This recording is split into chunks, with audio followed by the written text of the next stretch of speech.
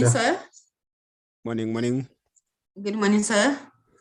I have put my camera on, but I am not sure if it captures my face because I can't see my face either.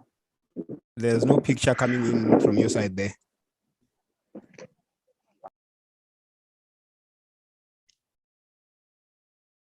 I think you have disappeared as well.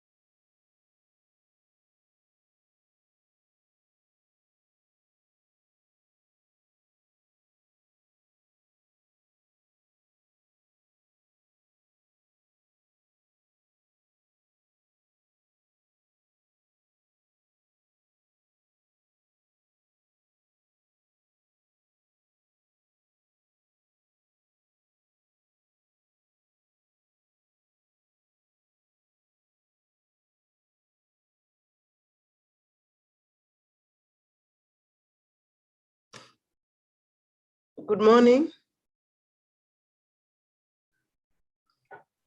Are we still online? Good morning, yes. Romudise? Morning. Yes, I'm trying to find out why we are waiting.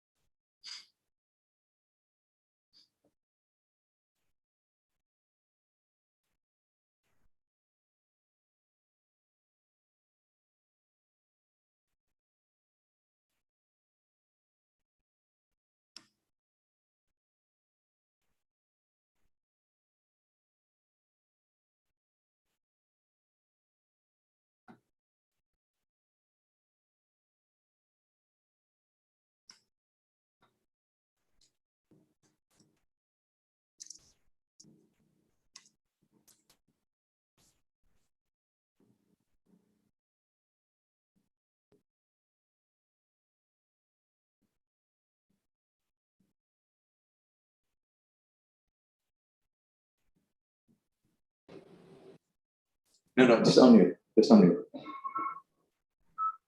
Morning, SG.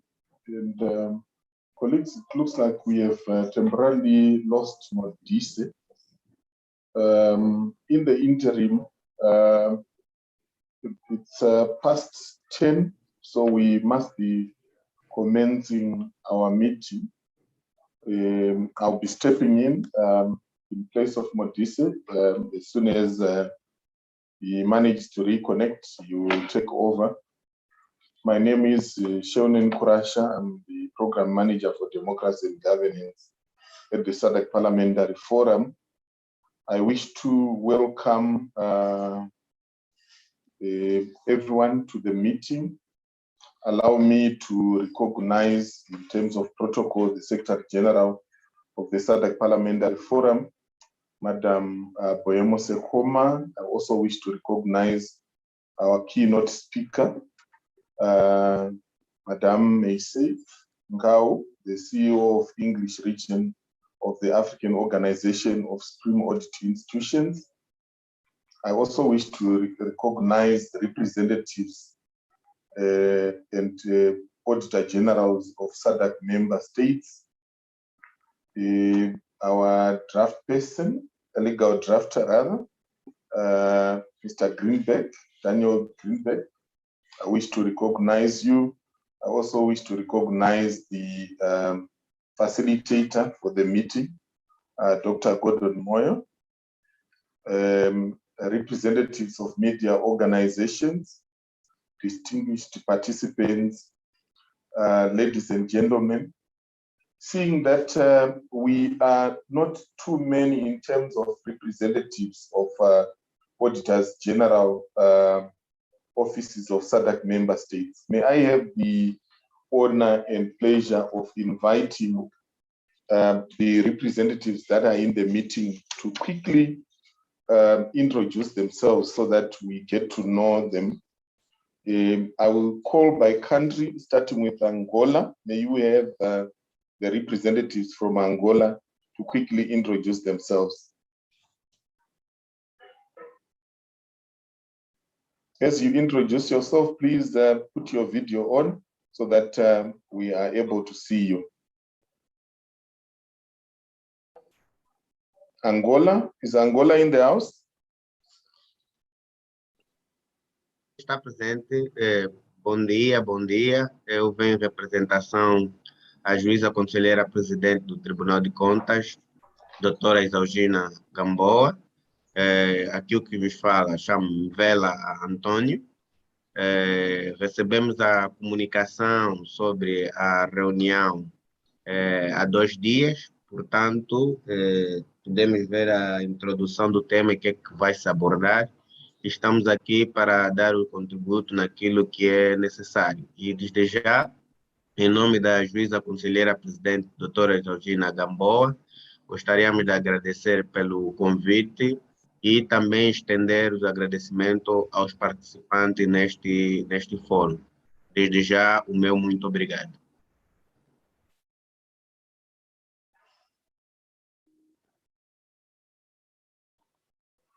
Muito obrigado, Angola. Thank you very much. And we appreciate that you were able to attend in spite of the hiccup. We will make sure that is attended to. May I invite representatives of Botswana to introduce themselves?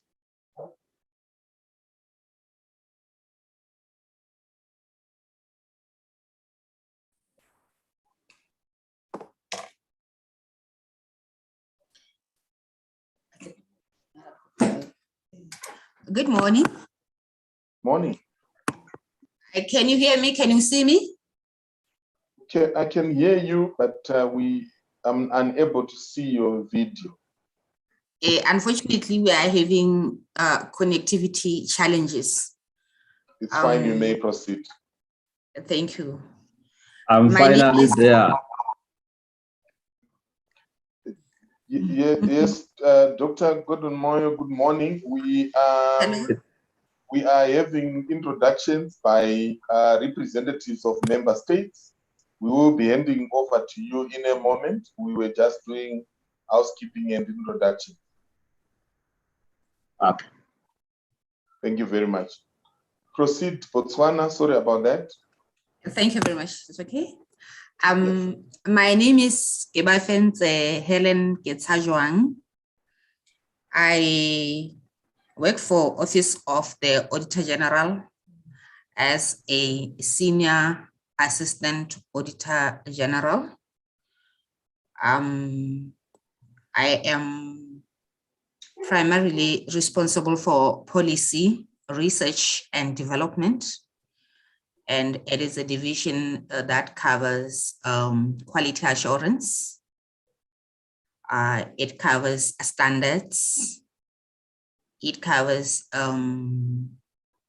policies and legal matters, even though we currently don't have a resident legal representative here. So we are focused on research. That is what we do at this division. I am not alone. I am with a lady that will introduce herself.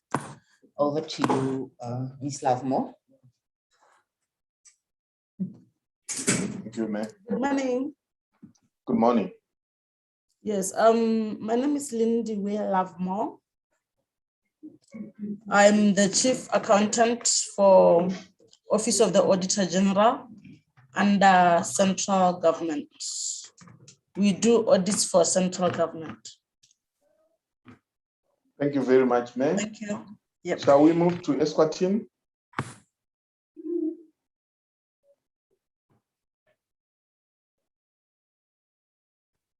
Is Eswatini in the house? Let's move to Madagascar.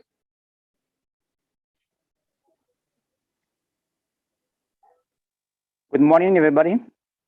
Good morning. So can you hear me? Clearly. Okay, thank you very much. So my name is Rakuten Ramiam Nazon de Dieu. I am the Auditor General of the Supreme Audit Institution of Madagascar. And pleased to meet you, and I'm very glad to participate in this meeting. My colleague will join us later on. So thank you. Merci. We move to Malawi.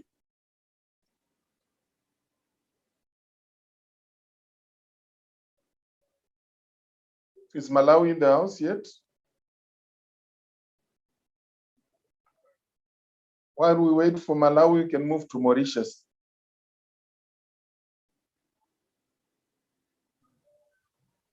Good morning. Can you hear me? You are a bit faint, but I can hear you. Okay, it's better now. Yes, it can still improve, but it's better. Okay, I'm sorry about that. Good morning, Sure. everyone. My name is Neil Roman. I'm the Director of Audit of the National Audit Office of Mauritius. I'm glad to be participating in this meeting. I'm glad to thank SADC Parliamentary Forum actually to invite me to this meeting. I look forward to participate and have a very fruitful meeting. Thank you. Thank you very much, Mauritius. We move to Lesotho.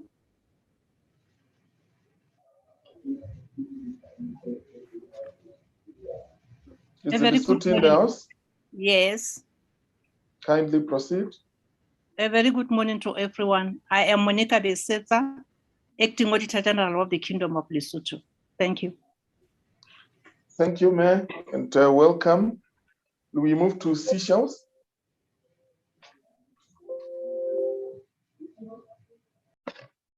Good morning, Proceed. Secretary General. Good morning. Good morning. Can you hear me? Yes, yes, we can hear you. Thank you very much. Kindly proceed. Okay, good. Very good morning to the Secretary General, the everybody, and my colleague AGs from member countries.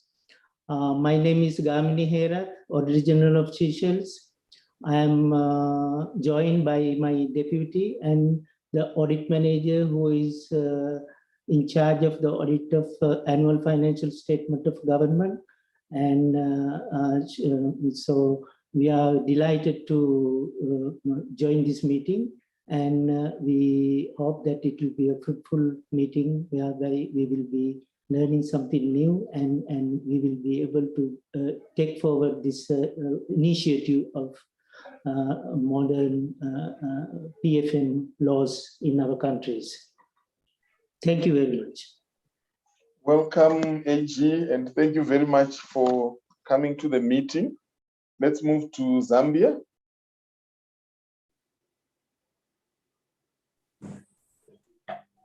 Good morning, moderator. Good morning, sir. My name is Dick Chela Sichembe, Auditor General of the Republic of Zambia. I'm delighted to be part of this meeting. Thank you. Thank you very much, AG. We appreciate your presence in the meeting. Shall we move to Zimbabwe?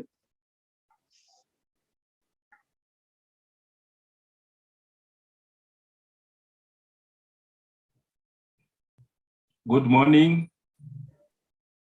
Morning. Good morning. I can hear you. Yeah, thank you, sir. My name is Lakson Murura. I'm from Zimbabwe. I'm a Deputy Director of Audit, responsible for performance audits, and also I'm in the legal committee of the Auditor General's Office. In our team, we are represented by me, Romeo, and Munodawafa. That's the team from Zimbabwe. Thank you, sir. Thank you very much, Zimbabwe. May I check if any of the countries that we had skipped are in the house so that we give them an opportunity to introduce? We did not have Malawi. We did not have Eswatini. Yes, Malawi, we are here. Proceed, Malawi. Thank you very much. Secretary General, Auditor General, and the representatives of the Auditors General in this region. My name is Gerard Pute. I am Director of Regularity Audit in the Supreme Audit Institution of Malawi, and I'm representing the Acting Auditor General, Mr. Thomas Makiwa. I'm looking forward to a very good discussion on the documents that we have before us. Thank you very much. Thank you very much, Malawi. May I check if Eswatini is now in the house?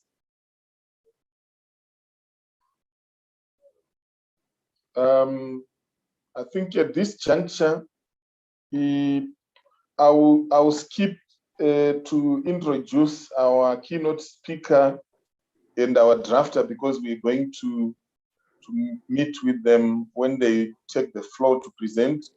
I see Namibia is in the house. Please take the floor, Namibia. Thank you very much.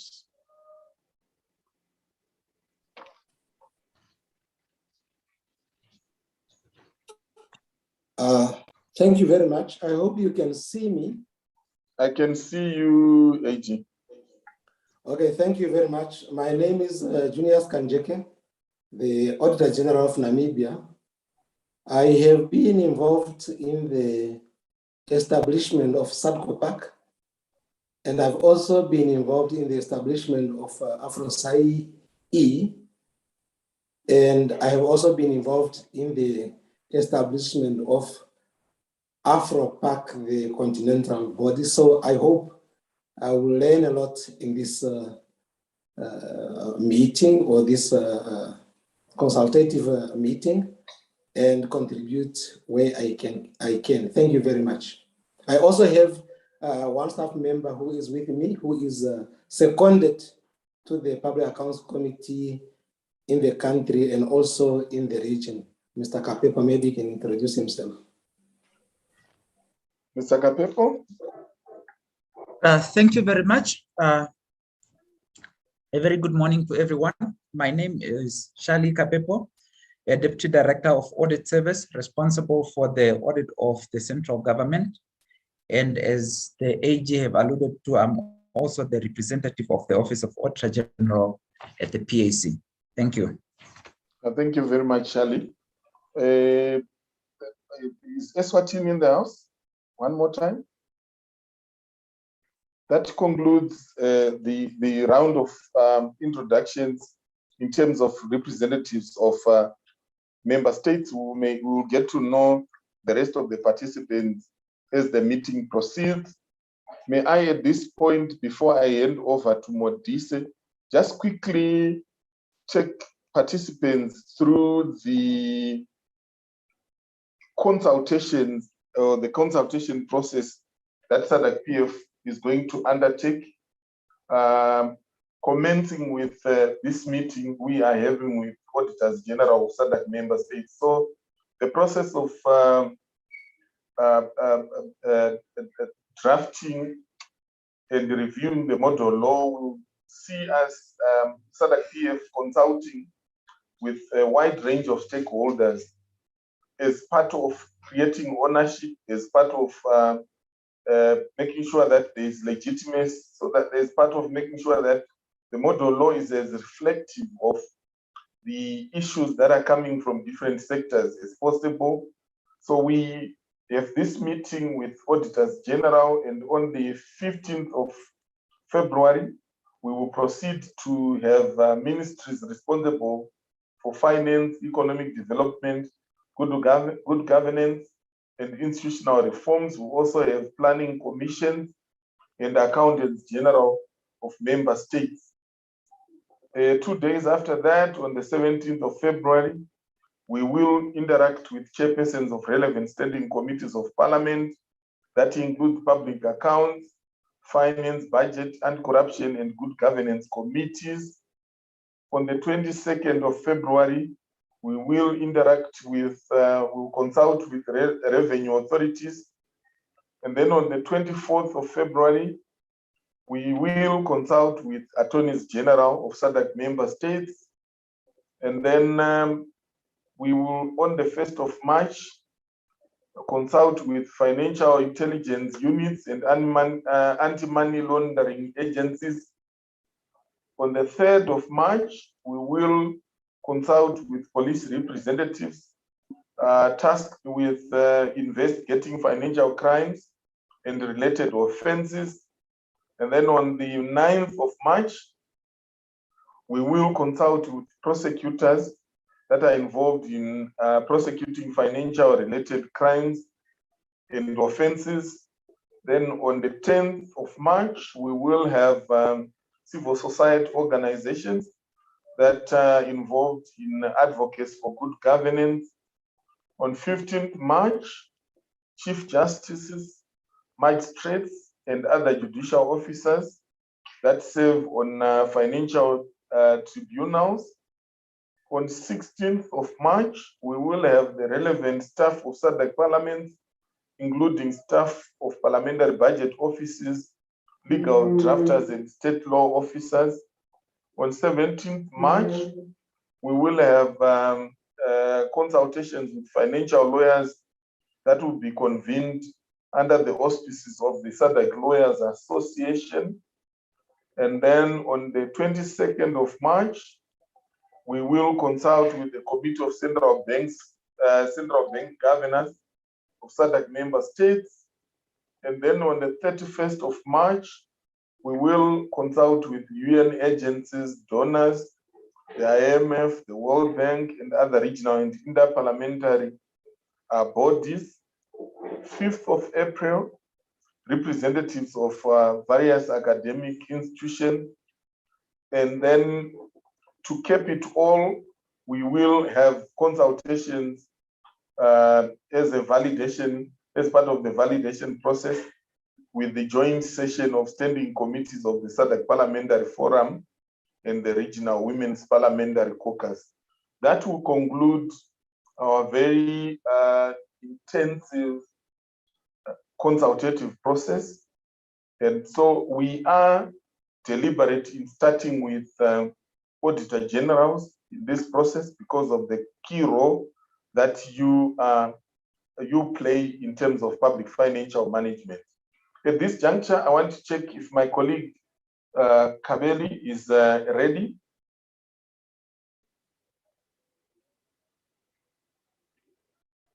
It does not look so. May I request, as we move towards commencement, may I request ICT to please share the today's program so that we do a rundown of the program, and then we will then commence our program, and I'll be handing over to Dr. Moyo. ICT, are you ready?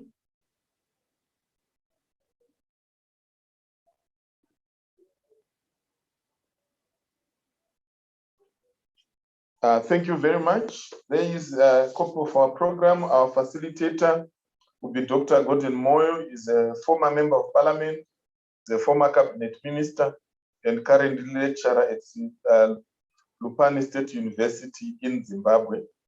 And then in terms of the program, we will start with the welcome address by the Secretary General, Madam Boemo Sehoma. We shall have our keynote address from Madam Ngau, the CEO of English region of the African Organization of Supreme Audit Institutions. And then we will have, we'll listen to a short video clip on background to the subject matter under discussion. Then we will then have a presentation of the model law by none other than the able legal drafter, Daniel Greenberg. Then we shall proceed to have plenary deliberations. And then we will have a lunch break. We will then continue with plenary deliberations, and then we will conclude the meeting. At this juncture, it is my honor and privilege to invite Dr. Gordon Moyo to take over the meeting and lead us through. Thank you very much.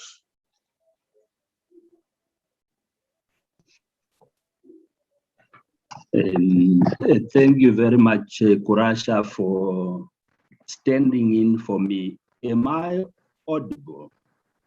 You are audible, Dr. Moyo.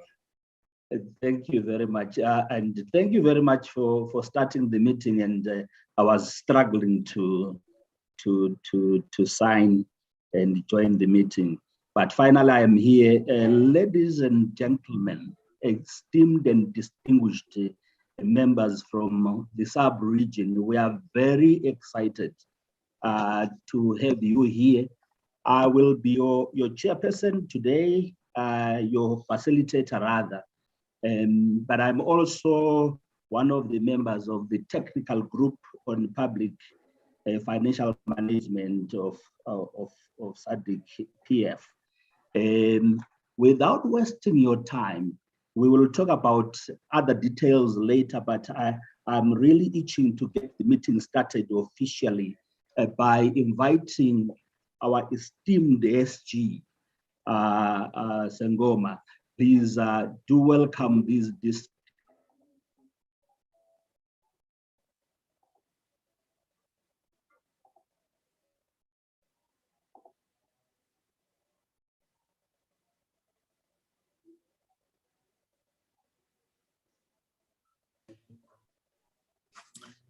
Good morning. Thank you very much, moderator, and thank you very much, Dr. Moyo. Let me start with the established protocol. I'd like to welcome my sister, who will be our keynote speaker, Ms. Macy Ngau, the Chief Executive Officer of the English region of the African Organization of Supreme Audit Institutions. Allow me to also recognize our distinguished and revered Auditors General of SADC member states and officials. Let me also recognize our legal drafter, Mr. Daniel Greenberg, and recognize the meeting facilitator and also a member of the Technical Working Group on Public Financial Management, Honorable Dr. Gordon Moyo, who's a senior lecturer in the Faculty of Social Sciences and Humanities at Lupani State University in Zimbabwe. Representatives from the media, you are welcome. Our distinguished participants and staff from national parliaments, staff from the SADC Parliamentary Forum, ladies and gentlemen, dear colleagues and distinguished participants, it's with immense gratitude that I welcome you as representatives of the offices of the Auditors General of SADC member states to this consultation for the SADC Model Law on Public Financial Management. Thank you very much for carving out the time from your busy schedules to come on board for this landmark consultation. As you are aware, the constitutional process is an imperative component. The consultation process, pardon me, is an imperative component of every model law developed by the SADC Parliamentary Forum. And in this respect, the forum will be consulting with multiple stakeholders, as you've already seen, who are working within the PFM landscapes in a few months to come. While this is the very first consultation, it was deemed appropriate to consult with offices of Auditors General as the inaugural consultative session, since we firmly believe your voice to reforms to the public financial management framework of your respective countries is not only important, but vital. Distinguished Auditors General, from our vantage point, the Office of Auditors General are considered to be guardians of the public financial management framework. Indeed, they verify whether state expenditure has been conducted according to approved budget lines and guard against misappropriations and financial irregularities. In many SADC member states, the offices of Auditors General, also synonymously called the Director of Audit, are of a constitutional nature. That is, they are empowered under the Constitution to conduct audits of public accounts.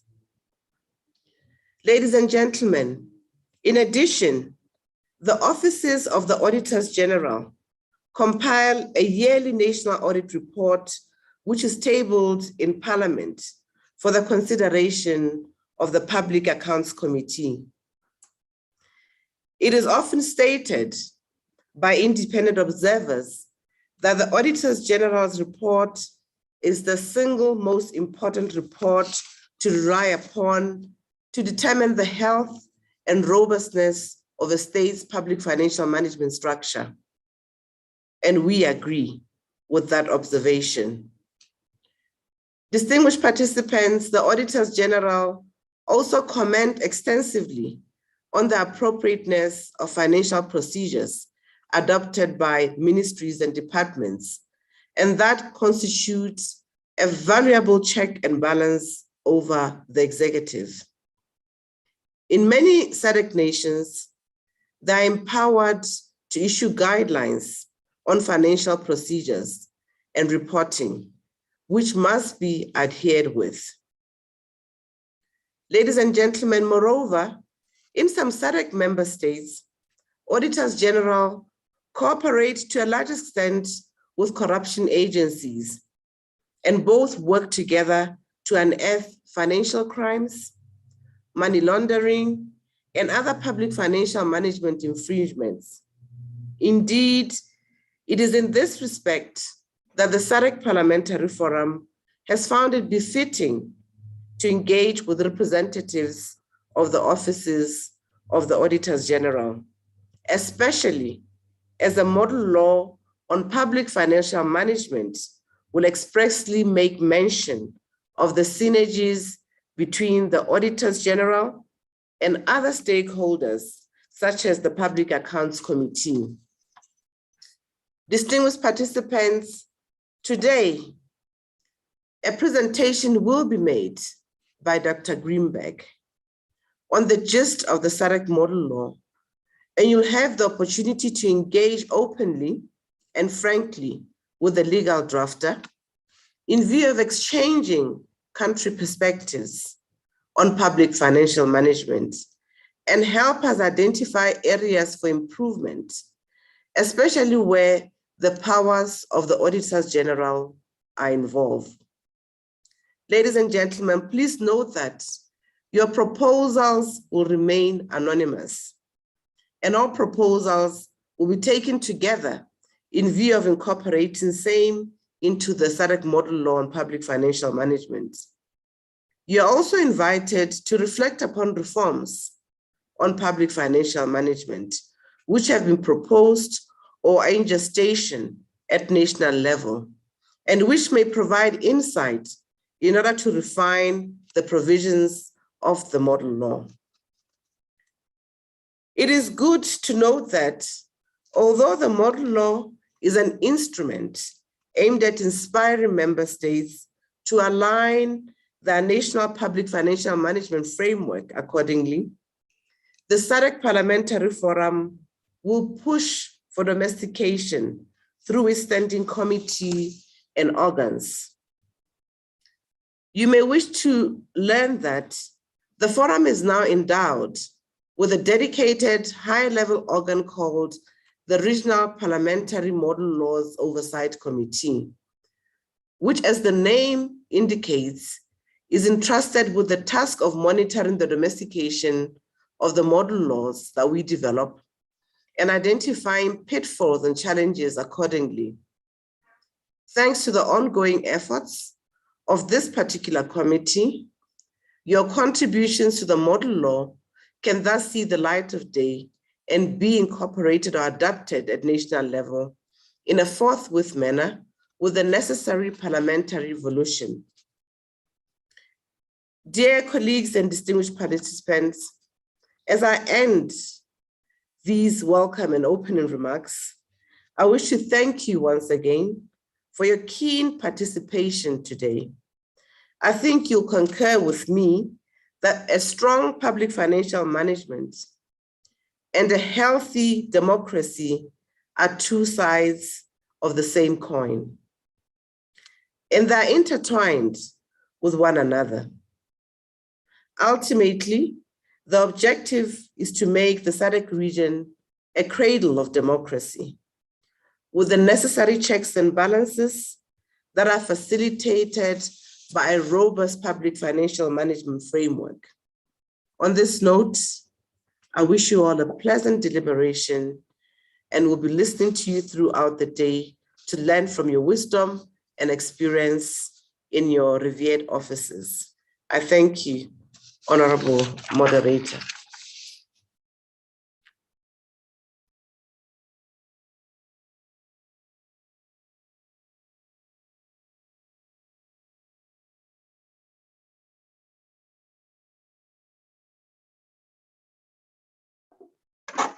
Dr. Moyo, are you in the meeting?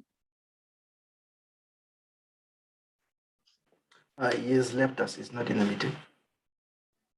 Okay. In that regard, allow me to step in a bit and appreciate the remarks by the Secretary General, highlighting the fact that the Auditor General's office is a critical structure in the architecture of public financial management in SADC member states. I also picked the highlight regarding the symbiotic and synergic relationship between the Auditor General's office and Parliament, in particular through the public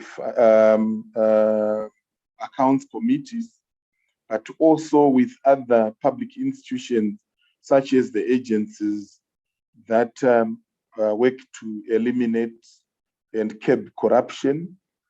Also, the invitation to the Auditors General to exercise their mind on the draft model law with the intention of making sure that it reflects the normative standards that we desire in order to help SADC member states to be able to benchmark, to be able to harmonize the PFM frameworks. In particular, the call to be the leading voice around call for reforms of the public financial management stands out as some of the important things that I picked from the Secretary General's presentation. Thank you very much, Madam SG.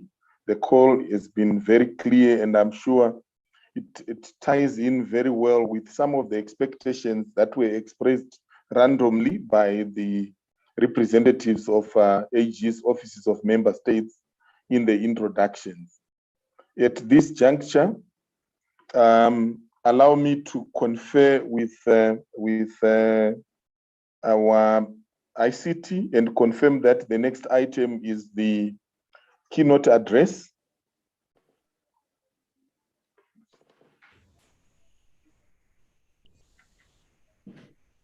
Yes, may I then have the pleasure on behalf of the facilitator to invite Madame Gao, the CEO of the English region of the African Organization of the Supreme Audit Institutions, to take the floor and deliver a keynote address.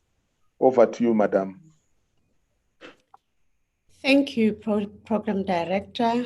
I know that you are acting, but thank you very much. And let me start by recognizing and greeting Ms. Boemo Sukoma, the Secretary General of the SADC Parliamentary Forum, and special greetings to the members of the AfroSci e-Governing Board present, their representatives and officials that are here present, to Mr. Daniel Greenbeck, the legal drafter, and to the meeting facilitator in his absence, to you specifically, and the representatives of the media organizations, distinguished participants, ladies and gentlemen, good morning. As introduced, my name is Macy Nkau, and I would like to specifically thank the SADC Parliamentary Forum for awarding me this opportunity to give the regional perspective on this very important topic, which Supreme Audit institutions take seriously and have a keen interest in.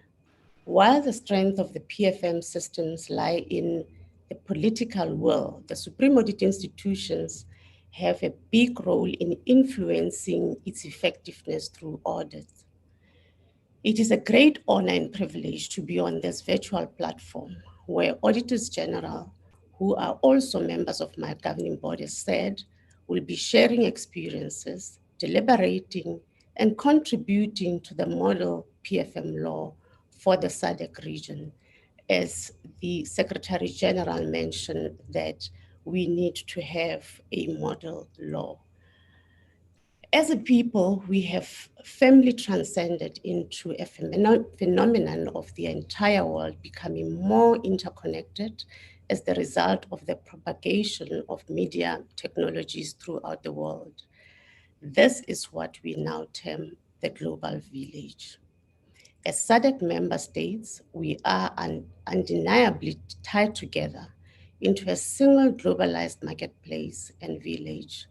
More and more, we are seeing individuals transcend the micro, meso, and macro dynamics of their life on a daily basis.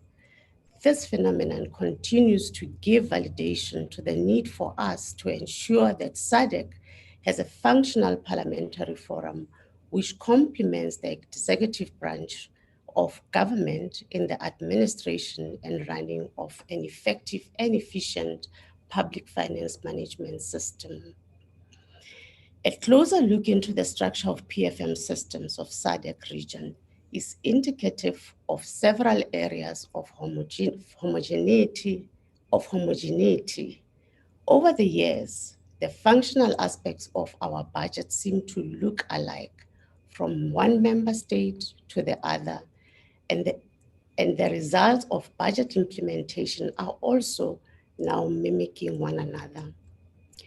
Despite general increase in economic growth perceived in 11 out of 15 SADC member states over the period 2015 to 2018, there are major symptoms of economic frailty, excessive budget deficits, loss in purchasing power for citizens, and poor debt servicing across the SADC region.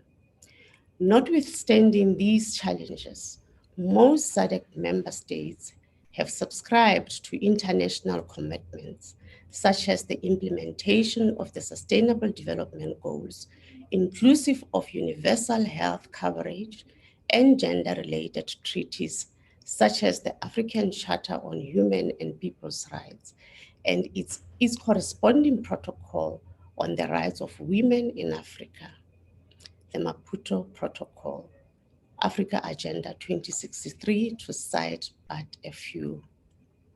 Such international commitments need to be mainstreamed through the yearly budget appropriated by Parliament through the allocation of sufficient funds, including effective and efficient usage thereof, to ensure a progressive realization of objectives and related targets. In terms of where we come from and the philosophy of AfroSci on the PFM systems and reforms, we believe that the government's default tool to deliver on service delivery is the country's PFM system. As such, a well-functioning PFM system is essential for ensuring public service delivery and consequently the implementation of UN SDGs and Agenda 2063 sensitive policy, amongst others. Through auditing the functionality of the PFM system using the PFM reporting tool, Supreme Audit institutions are in a position to give assurance and make recommendations on the extent to which the country PFM system considers service delivery and economic growth. Furthermore, the auditor is able to conclude on whether the country's PFM environment is conducive to deliver such, that is, service delivery and the economic growth that I spoke about or referred to. The budget approval process is overseen by parliamentarians. It's a key part of the success of any PFM system. I would like to reiterate once again the role of Parliament as an institution which interfaces the public finance management at several levels. A fundamental role of parliamentarians is the regard, and indeed in line with this meeting in their role. And their role is as follows: reviewing the regulations, secondary regulation, by the way, which are tabled in Parliament and which relate to public finance management. and also adopting of laws relating to sound financial management, such as review laws, legislation on financial reporting, laws on management of public debt, banking and non-banking financial services, etc. In order to assist the auditors, the supreme audit institutions, to take a more effective and impactful role in the interrogation of the PFM systems, together, that is AfroSci and GIZ Good Financial Governance Program in Africa, we have developed the Public Finance Management Reporting Framework. This tool is an Excel-based tool that contains more than 400 audit procedures designed to interrogate the entire public finance management cycle of a country. It focuses on the core PFM institutions and selected line ministries, which are deemed more relevant and contributing to the achievement of the SDGs and Agenda 2063. The tool enables the auditors to use various audit evidence gathering techniques and methods commonly used in performance, compliance, and financial audits. Since the adoption of the tool, several supreme audit institutions, including 6 in the SADC region, have piloted the tool. We are currently in the process of publishing our first ever PFM reporting framework transversal risk report for 2022. The report will be made available in the first quarter of this year, and it is intended to empower SAIS for greater audit impact and quality by informing, creating an awareness on the transversal risk areas within various PFM systems, and also complement other global diagnostic tools, tool reports such as PIFA, TADAT, etc., by contributing to the body of knowledge on how to improve PFM systems through the identification of transversal risk in the PFM system and SDG implementation. The AfroSci Transversal Risk Report referred to earlier has identified the following key weaknesses, which I believe are paramount to the discussion around the development of the SADC model law for PFM.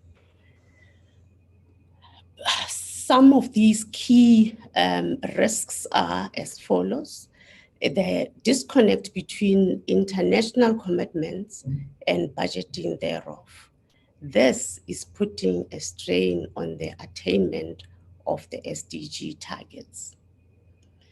Mismanagement and/or misuse of supplementary budgets.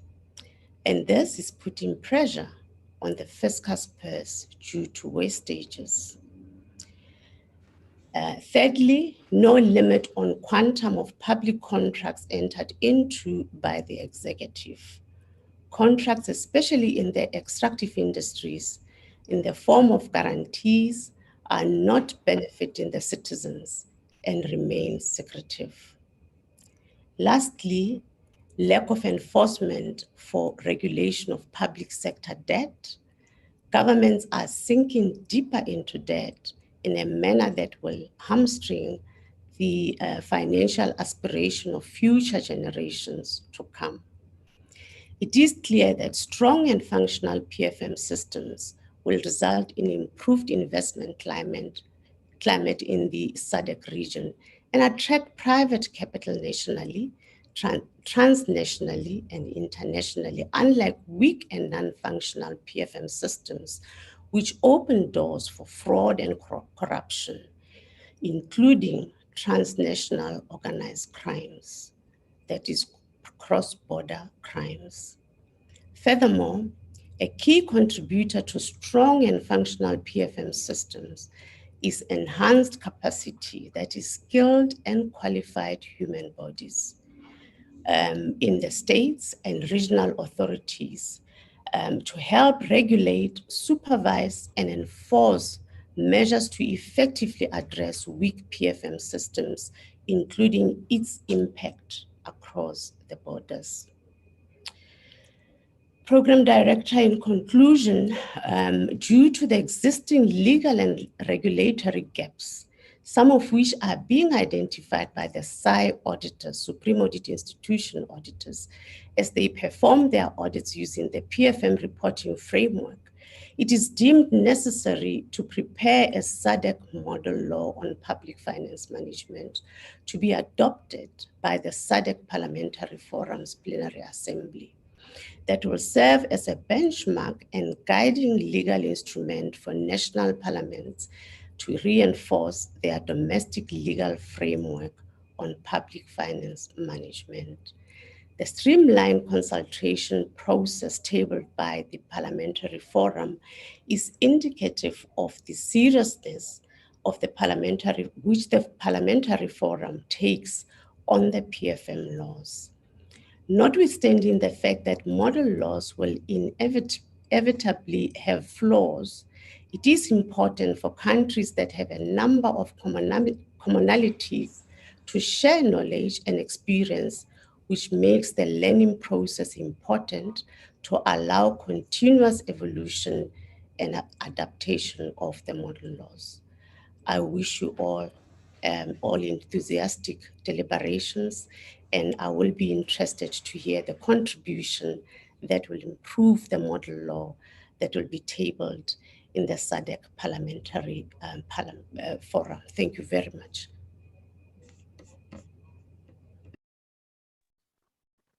Thank you, Madam Kau.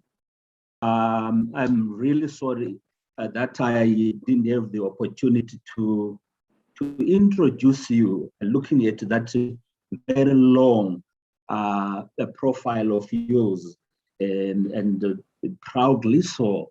In Southern Africa, we do have women of substance and with pedigree.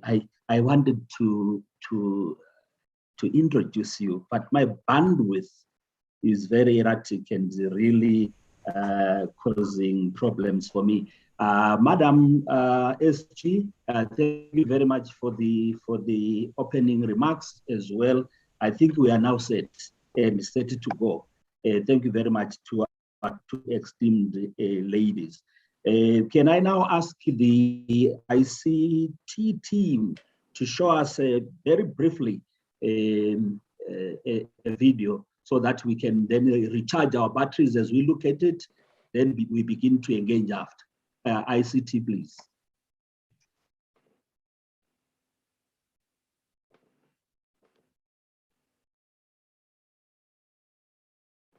ICT, Kurasha? Yes, we will need Dr. Moyo in a moment.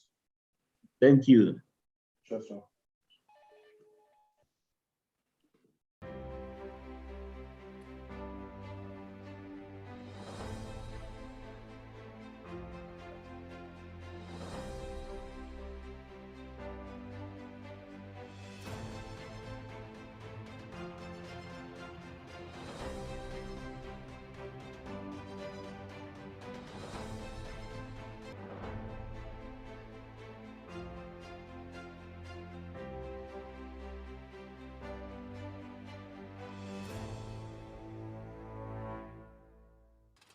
So public debt is basically the money that the country owes from other lenders. They can be based in the same country as the country itself, or they can be based outside the country. So they borrow for different reasons. Basically, or pretty much, they are similar to the reasons why an individual would borrow. But the greatest difference, which must be highlighted when we're talking about public debt, is that this money is borrowed in the name of the citizens and for the citizens and by the citizens. And we have to understand that it is the citizen that will repay this money. The public debt, from what I understand, is used for public projects like roads, infrastructure, and other social services. And what it should be meant for is the citizens. It is supposed to help the country with development, and it is supposed to benefit the people of Zambia. If it's borrowed in the name of citizens, initially it's supposed to benefit us. So I remember when government contracted the Euro bonds, so they would say they wanted to invest and also work on infrastructure development. So initially it is supposed to benefit the citizens. So, as I indicated, debt is used for investment. Basically, debt comes in to breach the fiscal gap. As the government prepares the budget, you would realize that the needs may be more than the resource envelope. And maybe government may be in a hurry to build a school somewhere. They may be in a hurry to build a hospital there. Somewhere they may be in a hurry to provide some water and sanitation services somewhere there. So sometimes based on their budget projection, you may find that they realize there's a gap and they would go and borrow. They realize they want to build a road which is so important or which is so beneficial to the public. They would go out there and borrow.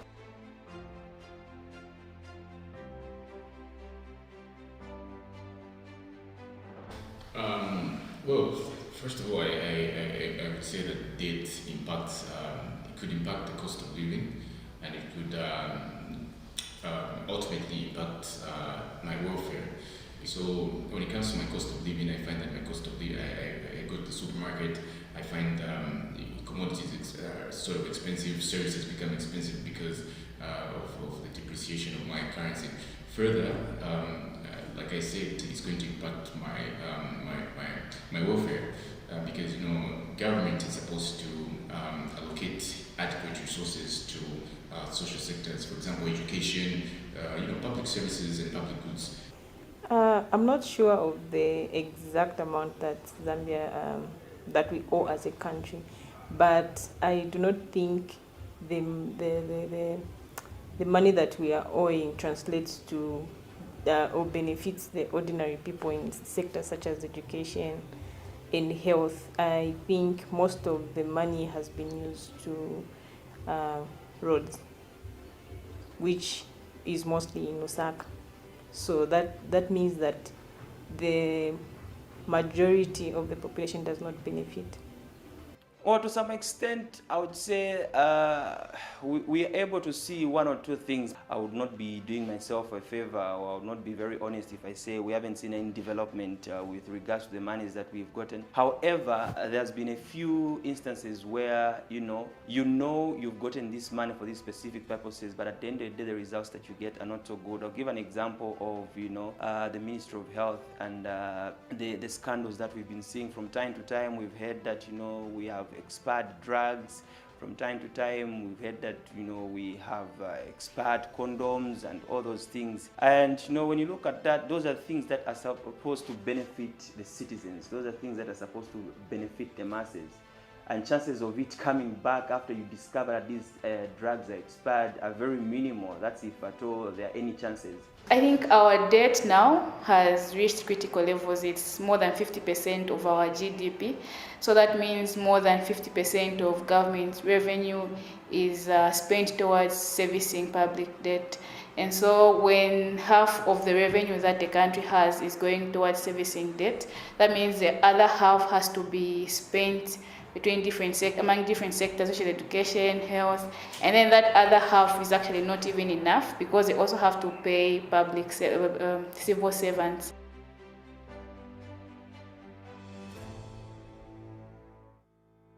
There is little information about public debt in Zambia, and that itself bleeds corruption. I can give you an example. I think a year ago, we attempted to do a study on the utilization of public debt as action aid, and we were specifically focusing on the 3 euro bond. And I can indicate to you that we attempted to get some information from Ministry of Finance on how this debt has been utilized. Like, we really want to see where each and every dollar of those euro bonds went. We had some information on the first euro bond, scanty information on the second Eurobond and nothing on the third Eurobond. So that in itself leaves a lot of questions from the citizens themselves. And I think that's where now the issue of corruption comes in. When I think about corruption, relating it to public debt, I think the high levels of corruption that have been reported in the country have affected public debt, because the current FIC report has shown a lot of billions of kwachas that have been lost through corruption, and that money would have been used to service different sectors such as education, health, and infrastructure. Despite having a lot of corruption that has been reported, there hasn't been persecution. So that just shows that there isn't much that is being done. Currently, Zambia is, of course, it's the elephant in the room, if we could call it that. We have the debt stock amounting to about 2.7 billion. That's a lot. We are really in debt distress, and in a situation where you have sort of loopholes in the system, where there's a lot of leakages, you end up losing substantial revenue that could be used perhaps to pay back the debt, or rather to be invested in important social sectors. So it's a lot needs to be done to ensure that public resource management is one of the priorities of government in terms of enhancement.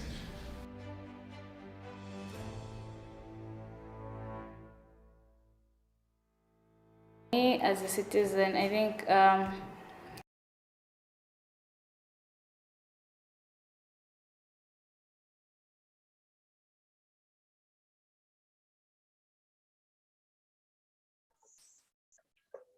Dr. Moyo, you can take over. Thank you, Kurasha. I think we have come to the end of that that video clip, which has highlighted a number of key issues that are important to our discussion this morning. Issues of financial crime, corruption, illicit financial flows. I think it was important to have this kind of a video to lay the basis of what we are going to be doing this morning.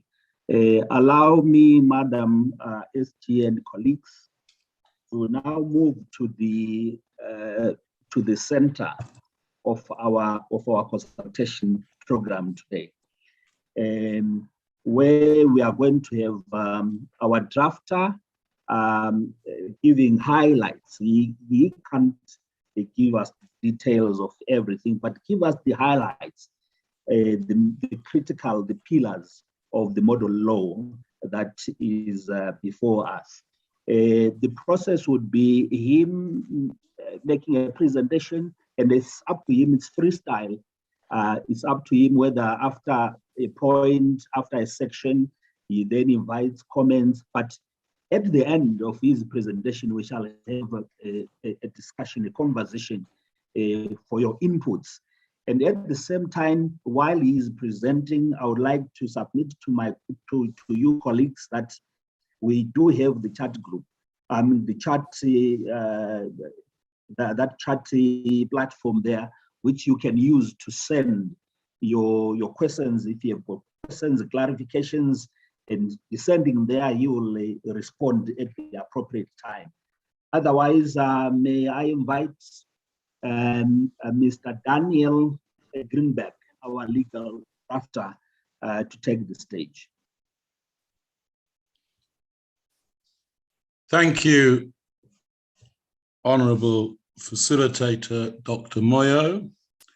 I'm extremely grateful to you both for your introduction and facilitation today, and also for the membership to which you adverted earlier of the technical working group, which has been and continues to be a fundamental feature of the development of the model law, without which we would not have been able to make the progress that we have made until now. I am also enormously grateful, as well as to the other members of the technical working group. I am enormously grateful to the Honourable Secretary General, who has introduced the subject today, as well as to our keynote speaker, and the SADC Secretariat in general. But I am particularly grateful for the fact that on this first consultative forum meeting, we have the presence of honourable and distinguished auditors general from around the region, their national audit colleagues, and those who are involved in the process of the auditing and scrutiny of the public financial management systems. You do not need me as a mere drafter to tell you that you are the heart of the public financial management system in each jurisdiction. And is for you to turn first for discussion of ways in which we can improve upon the model law that we have so far developed and present to you. I note, if I may say, to our honourable facilitator, Dr. Moyo, I note that we are slightly behind time in the programme today, and I am very much here to listen and not to speak. So I will slightly curtail my presentation of the model law features to you to maximize the amount of time that we have to hear from esteemed colleagues, representatives of the audit structure. Needless to say, if I, in my adumbration of the model law, if I elide any detail on which colleagues would like to hear, they will, of course, invite me to elucidate and amplify, and I will be enormously happy to oblige accordingly. With that preface, I invite the attention of esteemed delegates to some core features of the model law along the following lines. I first, perhaps counterintuitively and contrary to your expectations, I first invite you to notice one or two of the provisions in the final part, the technical and final part of the model law, part 16. And I do so primarily for the following reason. The Honourable Secretary General already adverted to the importance of robustness in the model law. And we just saw in what I thought was a very striking video clip, we saw the clear demand from citizens and stakeholders for a robust system. But what concerns me is that, as well as being robust, the model law should not become a snapshot of what was appropriate today. It should not become an ossified and stultified representation of what worked in February 2022 or whenever the law is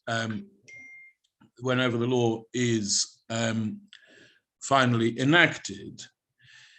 It must be a living and breathing document that has the sufficient flexibility to meet the emerging challenges and the changing challenges of real-world events, political events, and indeed legal developments in the international community and changes to best practice from time to time.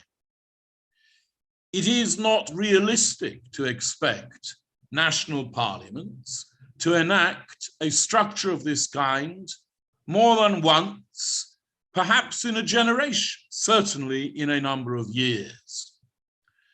And therefore the flexibility subject to the control of the fundamental principles of the model law is to me as important as its initial robustness.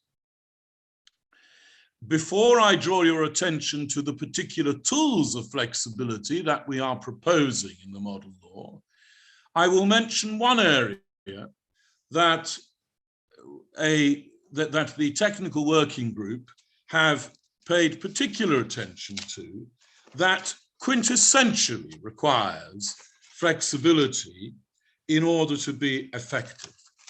And that is the area which honourable delegates will see is adumbrated and no more in part 12, the area of virtual currency and cryptocurrency.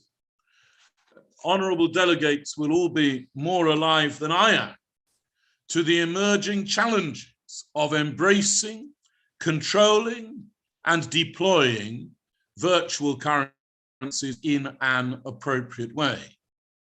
They're here to stay.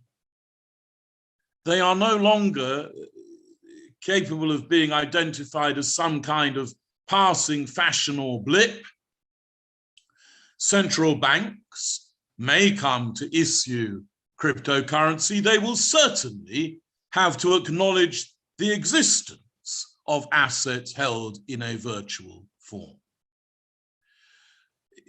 That gives a challenge for the model law because we are not capable of expressing robustly and in an ambulatory form what is appropriate for the regulation of an emerging and developing kind of asset. There is therefore no part of the bill in which coherence and flexibility require to be combined more urgently than in relation to Part 12 and virtual currencies. So what are the mechanisms by which we aim to achieve that combination of clarity, certainty, and flexibility? Well, in Part 16, delegates will notice that in clauses 129 and 130, clauses 129 and clause 130, we make express provision for the issuance of supplementary regulations and for the issuance of quasi-legislation in the form of guidance. It would not be appropriate for me to burden the Assembly today with any detailed discussion of the difference between the two. But let me very briefly remind us that it is the purpose of regulation to control through hard letter law, and it is the purpose of guidance to influence through soft letter law. It is my experience that soft letter law in the form of guidance can enormously effectively shape the application and implementation of law in a way that regulations very often fails to do. A word that has been mentioned already this morning and that I trust will be mentioned a number of times, a word that has been mentioned is engagement. And I would go further. I would invite us to consider ownership. Stakeholder ownership of this model law will be what ensures its effective implementation. And ownership is better served by guidance, education, and techniques of influence that stakeholders can contribute to and they can engage with and they can feel genuine ownership of, than it is by a multiplicity of regulations which tend to spawn an avoidance appetite. Nevertheless, mere influence in this area is not sufficient. And that is why we have a power to give supplementary regulations, and that power sits on top of a multiplicity of express references to regulation-making powers throughout the model law that delegates will have noticed. I draw delegates respectfully, I draw their attention to one other feature of Part 16, and that is the offences, where we will eventually, and this is a matter on which we would be particularly grateful for input from esteemed consultees and colleagues, we will eventually have a list of those provisions of the model law with which it will be an offence to fail to comply. And this sits with Part 11 of the model law, to which I now direct delegates' attention, which is financial misconduct, misuse, and maladministration. These are the teeth of the model law. The structure as set out in the earlier parts of the model law will, I hope, be a structure that reflects and enshrines best practice into the law of enacting jurisdictions. But best practice requires to be enforced, and it is in Part 11 that we descend to direct implementation in relation to all public officials. We create an offence of public financial misconduct, where not every jurisdiction already has it in this form. We, of course, defend in Clause 109, subsection 2. We, of course, defend the innocent. We defend those who took all steps that they, at their particular grade and with their particular functions and responsibilities, could have been expected to take to avoid non-compliance. But subject to that important qualification, no public official should consider herself or himself outside personal responsibility for compliance with this code. And subject to the views of esteemed delegates, it appears to me that in the level of specificity that we are attempting in Part 11 lies the core thrust of the responsibility that this model law places on each public official, both in terms of being able to take a pride in their contribution to the proper functioning of the regime, and also in a knowledge that misconduct will not be tolerated and can be effectively pursued and countered. By the same token, and at the specific request of the technical working group, delegates will see that misuse of public funds as a general concept is presented as a criminal offence in Clause 110, again, subject to the necessary defence in subsection 3, that those who have taken all reasonable steps to avoid misuse should, of course, be spared any form of criminal or civil liability. But the concept of knowingly or recklessly incurring fruitless or wasteless expenditure goes directly to some of the words that we have heard this morning, both in the video clip and in the keynote address from the CEO of the English region of the African Organization of Supreme Audit Institutions, and the concept of waste, which is, as we know, so much more deleterious than deliberate misconduct in many situations. Finally, on this part of the model law, I draw attention to, again, the supplementary concept of maladministration in section 111, where there is a particular synergy with Auditors General present this morning, because you will see that it is particularly reports of the Auditor General or the Public Accounts Committee that may, under clause 111, identify named public officials or classes of public official as having failed properly to discharge a function under the Act, or otherwise as having behaved improperly in relation to public financial management.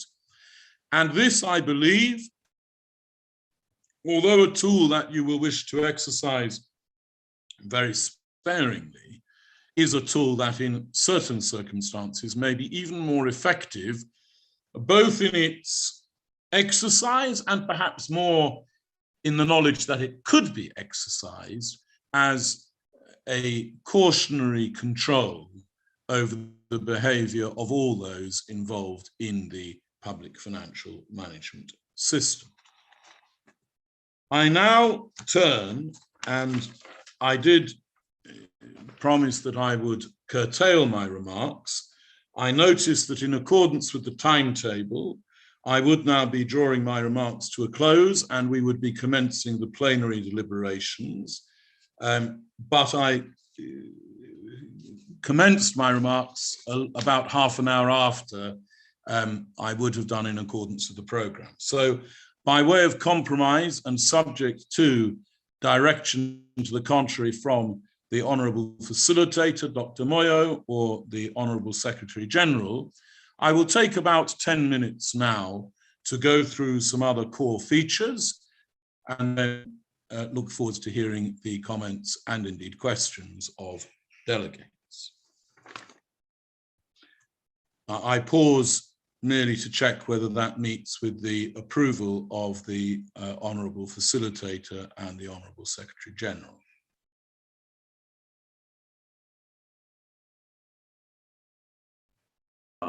Please go ahead, Mr. Drafter. Thank you very much. I now turn to part 2 of the model law, aims and objectives. The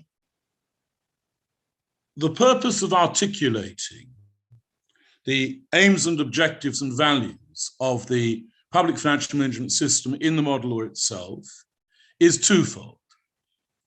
First, I believe it goes to the heart of stakeholder engagement at all levels, including at citizen level, that the purpose of the system should be clearly articulated. I was very struck, and I'm sure delegates were very struck, in the video clip we just saw, by hearing young, engaged citizens clearly understanding that the purpose of public debt is to enhance the well-being of citizens. I question whether all citizens would be able to express the point with such eloquence and clarity as those participants did, but I'm very encouraged that engaged citizens do understand that public debt is for the purpose of undertaking projects that directly benefit the citizenry. And I would like to feel that equally lucidly, citizens would be able to articulate the purpose of all the public financial management system, which is very much about how their well-being is advanced and protected by and through Parliament and the executive. But there is another purpose. I remind honourable delegates that this has the status of a purpose clause. It is operative law. It is not mere persiflage. The courts, in construing and applying the provisions of and under the model law, will take their starting point from the stated purpose of the Act.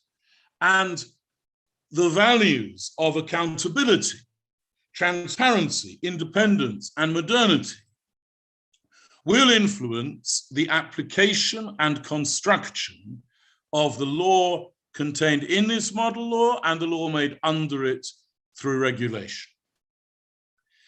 And that is terribly important, because it means that whenever there is ambiguity or whenever there is an element of uncertainty, the courts will move towards whatever interpretation and application best furthers the objectives of accountability, transparency, independence, and modernity. And therefore, this should not be seen as an introduction in the way that a preamble to the model law is and will remain. This should be seen as tight, meaningful, operative law.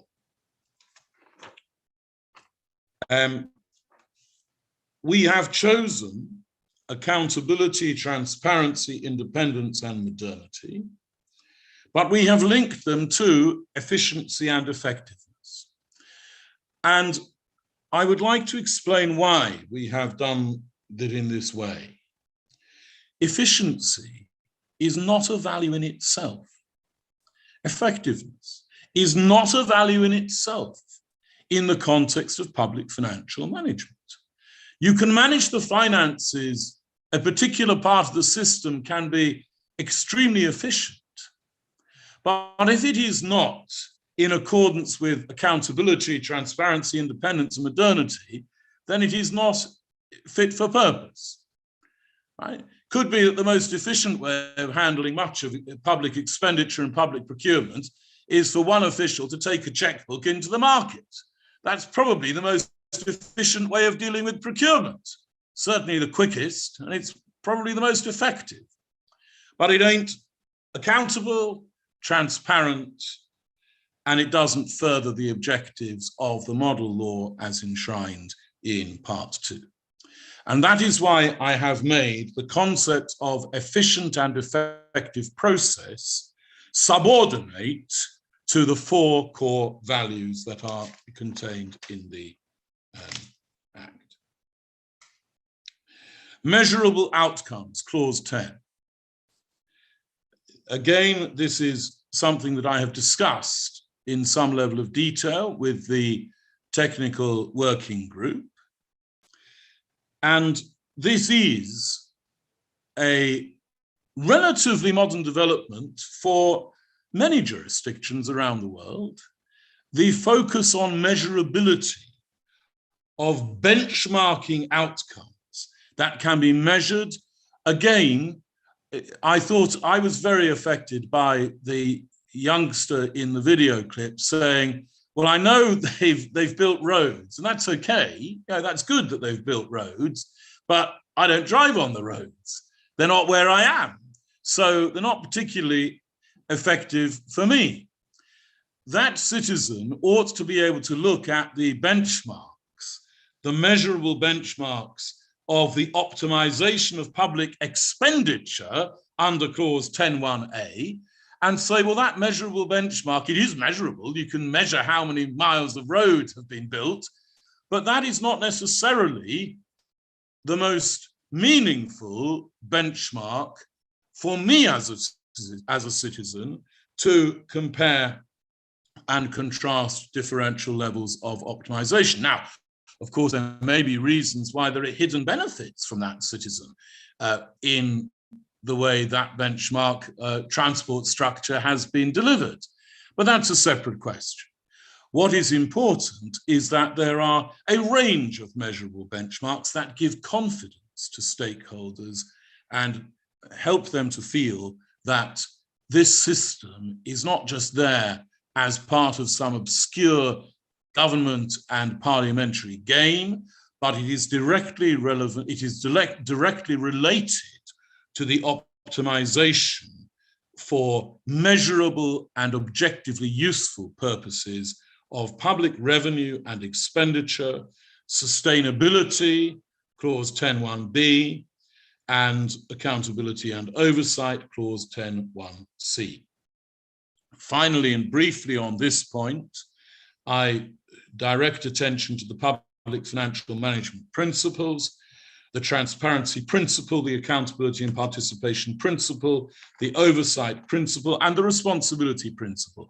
And I make no apology for including expressly definitions of terms that do have a natural language resonance on their own. That's true.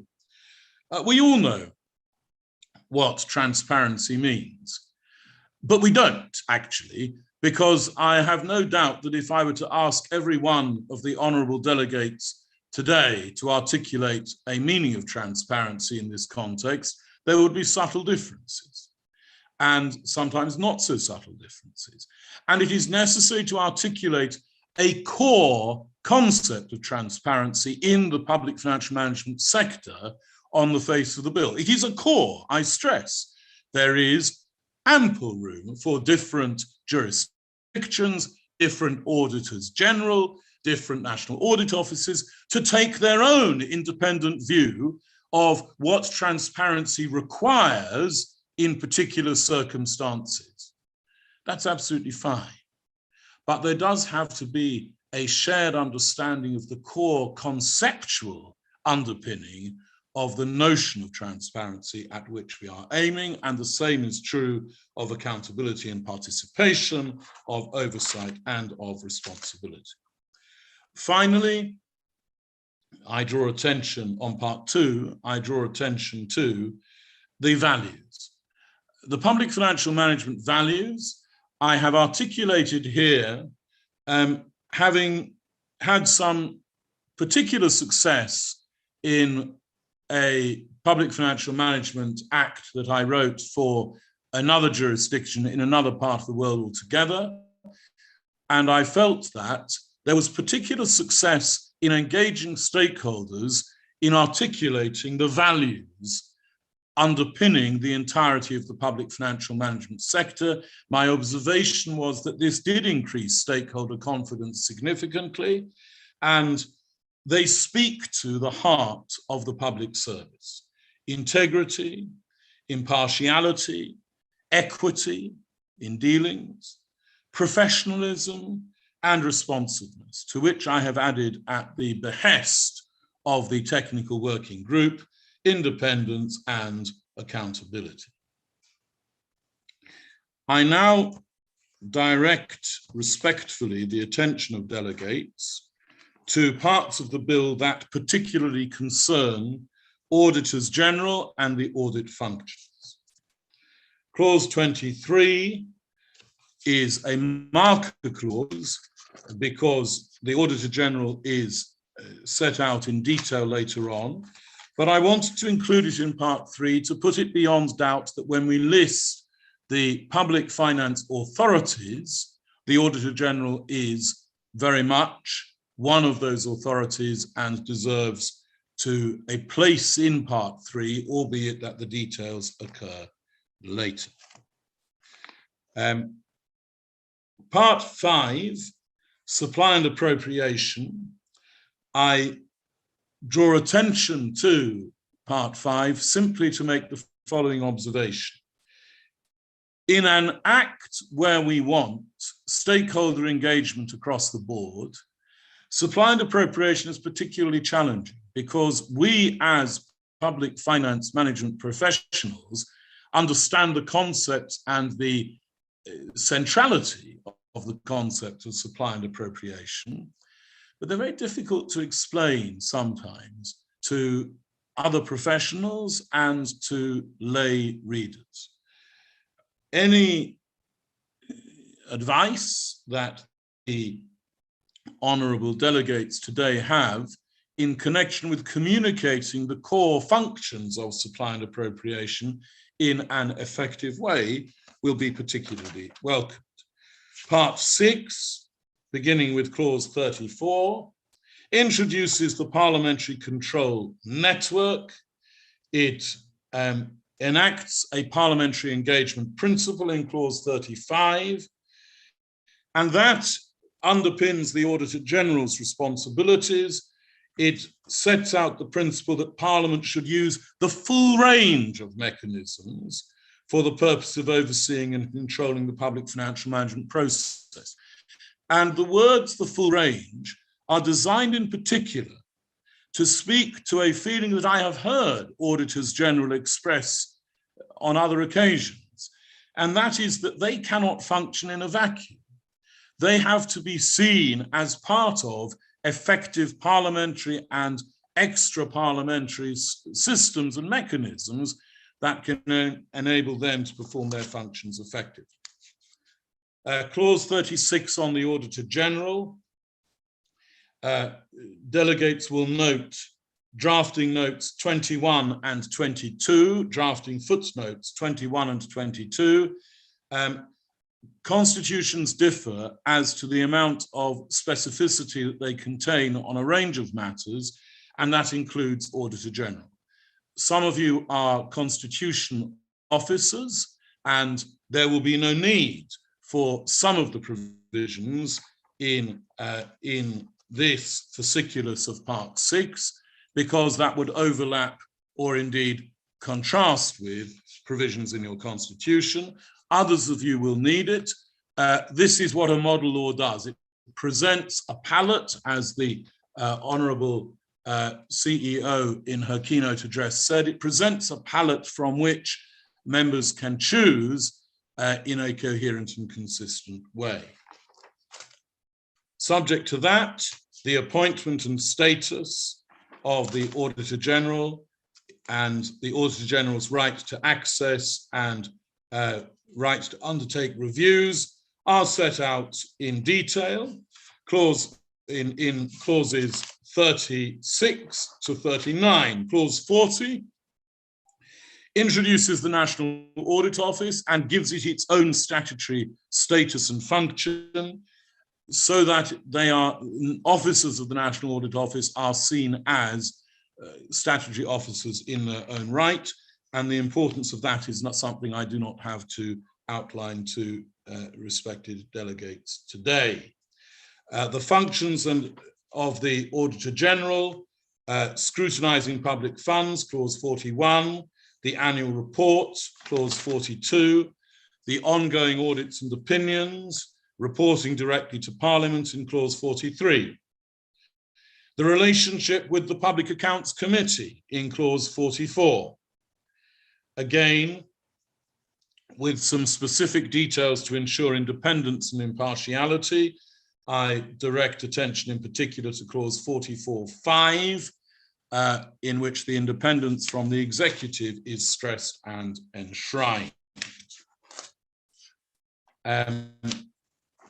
Finally, on part 6, I advert to clause 45, whistleblowing, which will be the responsibility of the Public Accounts Committee working with the Auditor General. And again, it would be inappropriate for me to lecture honourable delegates who all know much more than I do about the practical importance of whistleblowing in financial management today. I would say, if I may, just one observation, that the more impenetrable financial transactions become in the public sector, the more the whistleblowing, more pressure there is, the more value there is and pressure on the whistleblowing protection, because how many citizens are capable of scrutinizing the public financial management systems effectively themselves? How easy is it to conceal from the citizenry matters of which they should be aware? And one of their core protections against concealment is whistleblowers who can act in the full knowledge that they are protected. Finally, I draw attention to part 7, the national budget process, and will be happy to answer any specific questions that arise in relation to it. I hope if I may address the honourable facilitator, I hope that I have made a compromise. I have curtailed my remarks compared to the original time allocation, but I hope that I have nevertheless, and I've curtailed them because I want to hear from people what they have to say, but I hope that I have nevertheless adumbrated the principal features of the document that is before us this morning. Thank you.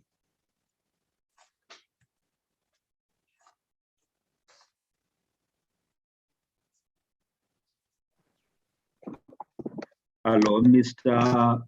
Greenberg. Can you hear me? Yes. Okay. Are you done? Yes. Hello. Hello. Are you done with your presentation? Yes. Oh, okay. Thank you very much, ladies and gentlemen.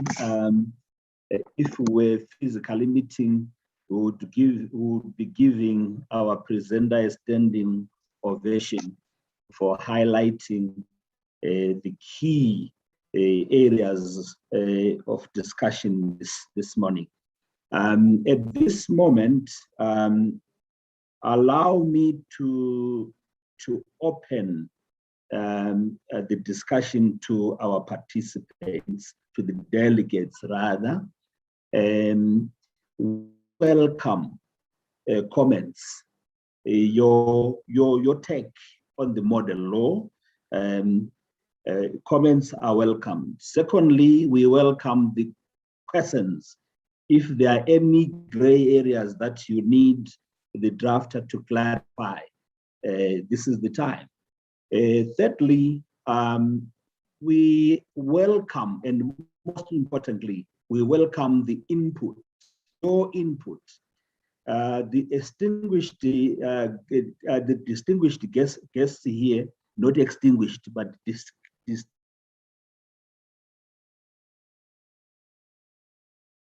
trained to see what is hidden in figures, what is hidden in words.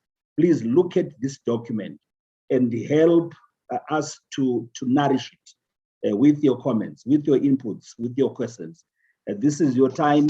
You can just raise your hand and we will give you the opportunity. Some of you can put your comments through the chat platform that we have there. Hello?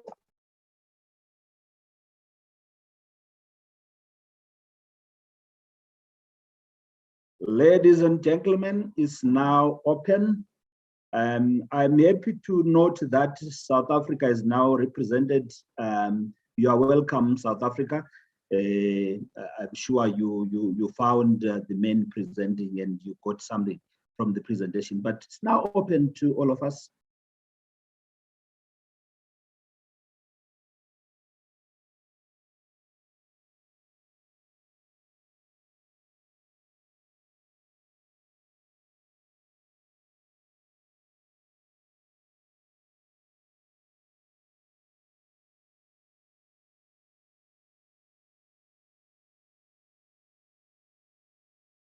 Particular importance that we want to highlight that directly relates to the AGs who are here, the section that deals with AGs who are here. Is there anything that you might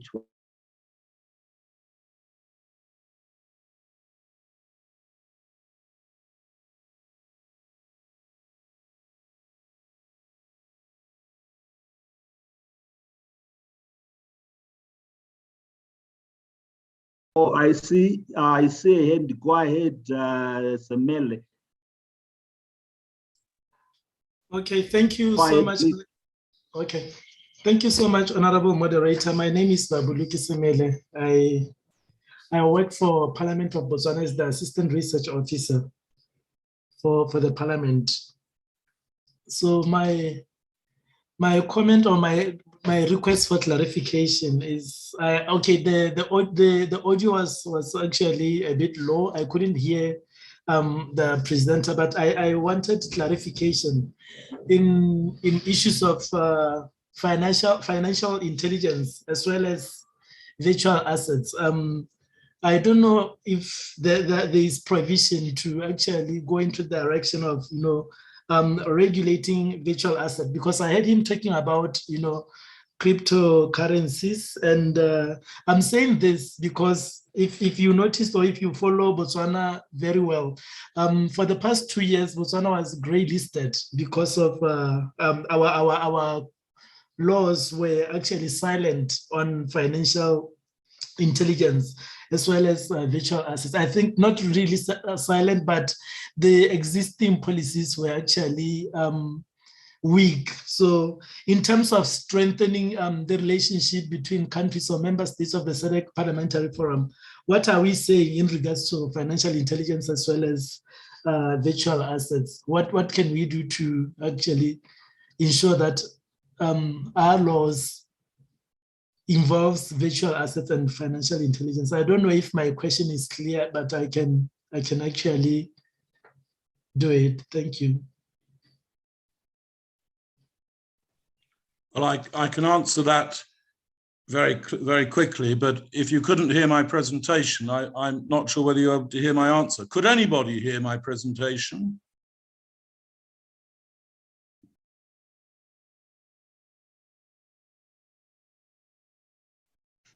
We heard you. Thank you. That's very kind. I'm sorry that Delegate Semele could not hear me. My answer to your question to the Honourable Delegate Semele is that Part 12 of the Model Law deals expressly with cryptocurrencies. And within Part 12, there is a specific reference to the crypto assets as a general and developing concept in clause 1163B, which deals with classification, and it suggests a functional classification by reference to crypto asset function, and that I have drawn in part. I have drawn that concentration on functionality in part from the principles established by the Institute of Global Affairs, Principles for Regulating Crypto Assets, as published in 2019. I've also included in clause 118 a requirement for a developing strategy on virtual currency. As I say in drafting note 32 to that provision, the government may or may not wish to issue cryptocurrencies. That's a matter for it. And the central bank will have its own currency function in relation to that, should it choose to do so.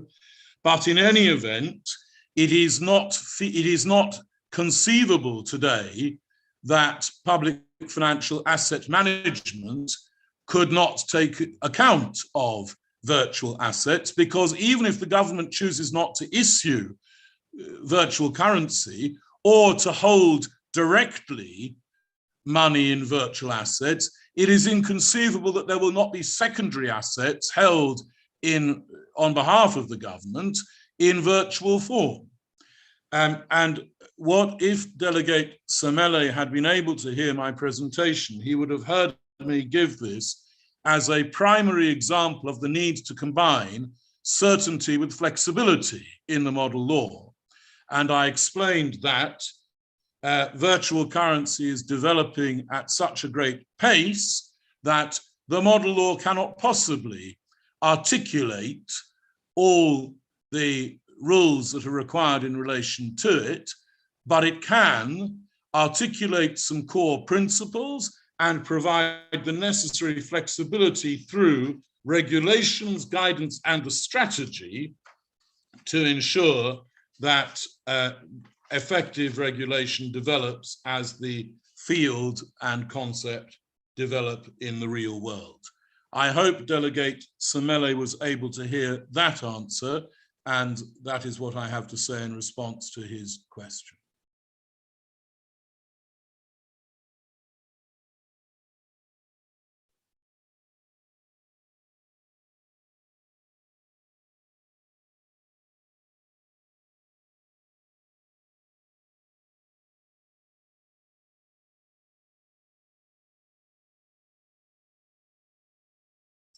Yes, thank you so much. I heard everything. Thank you for the clarification.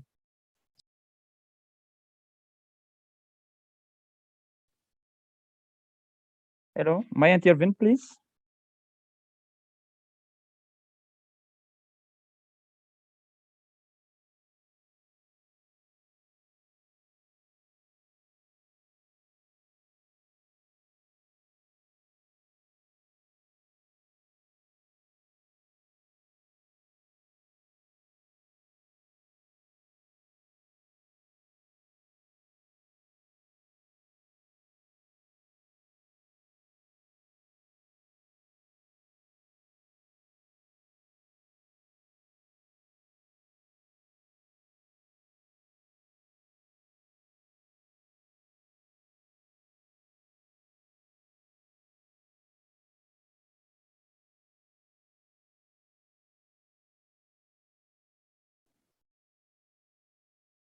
Are we still in session?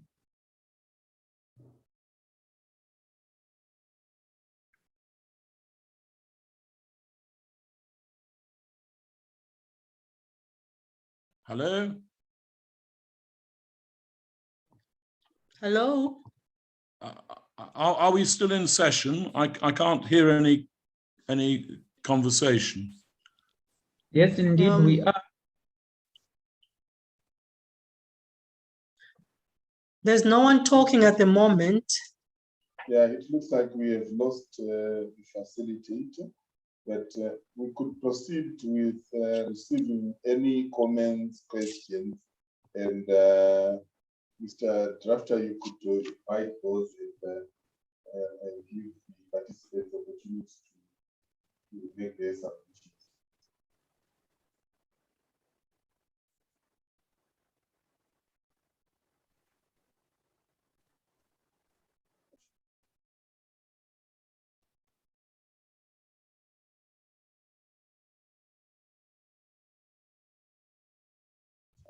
Maybe what could help Mr. Greenberg? Maybe we could go country by country in giving the participants an opportunity to make comments and to ask any questions, starting with Angola and Botswana in that order.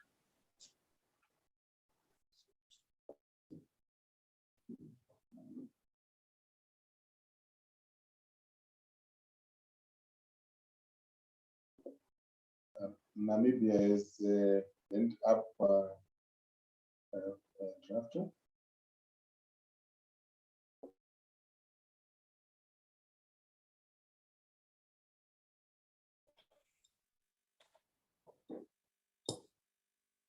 Can you see me?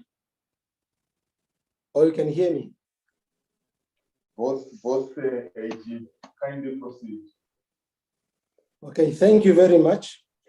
I think I have many comments, and I thought since there will be a meeting between the Auditors General and the committee that is going to come up with this document, I wanted to reserve those comments, but because there are many, but let me highlight them just for someone to follow.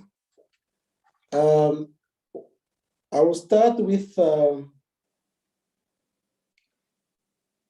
36. I think it is under the Auditor General.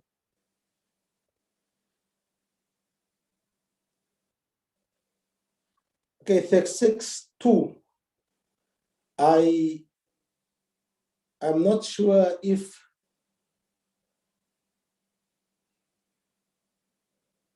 that 6.2, not the appointment of the Auditor General under 36 1, but I'm more concerned with the 2.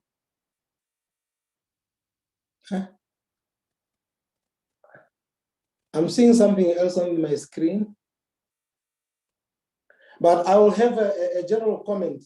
I think when it comes to the appointments of Auditors General, depending on their legal framework, whether it's the Constitution or an Act of Parliament, I think they guide this document as a model.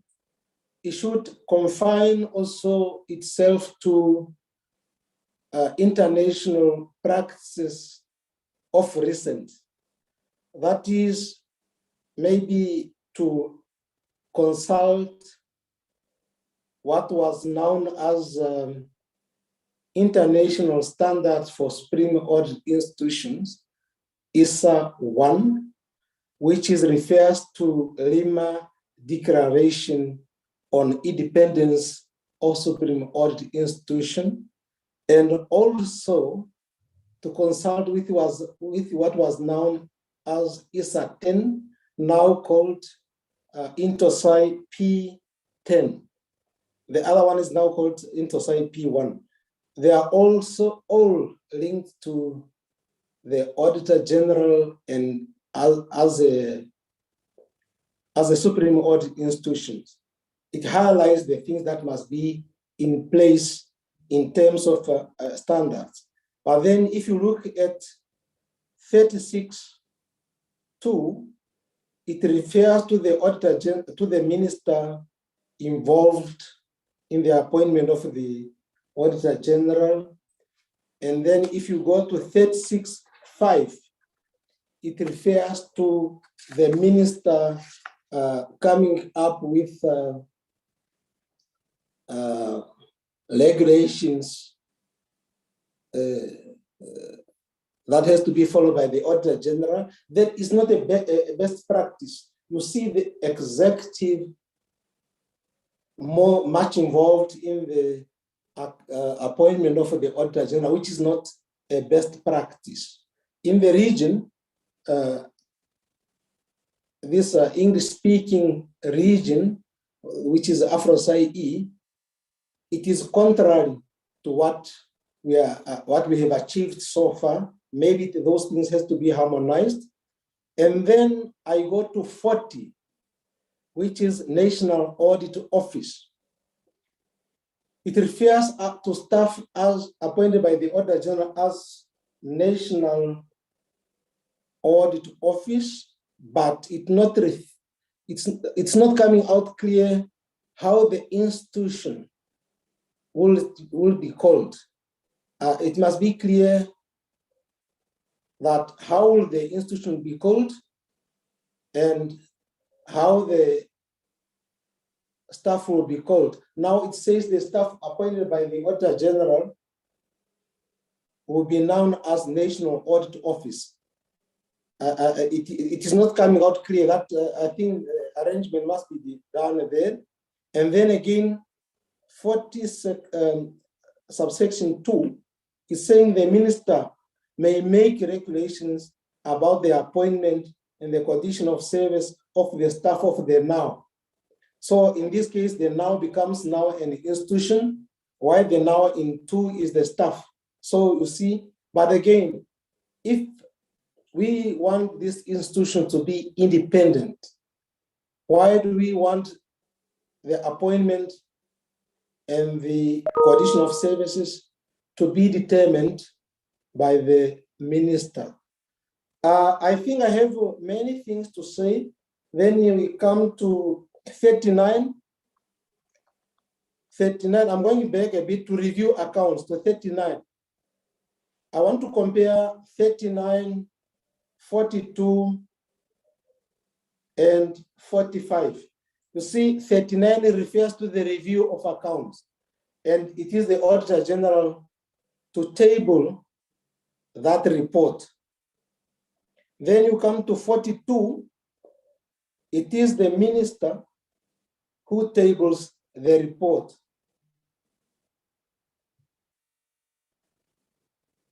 Then you go to the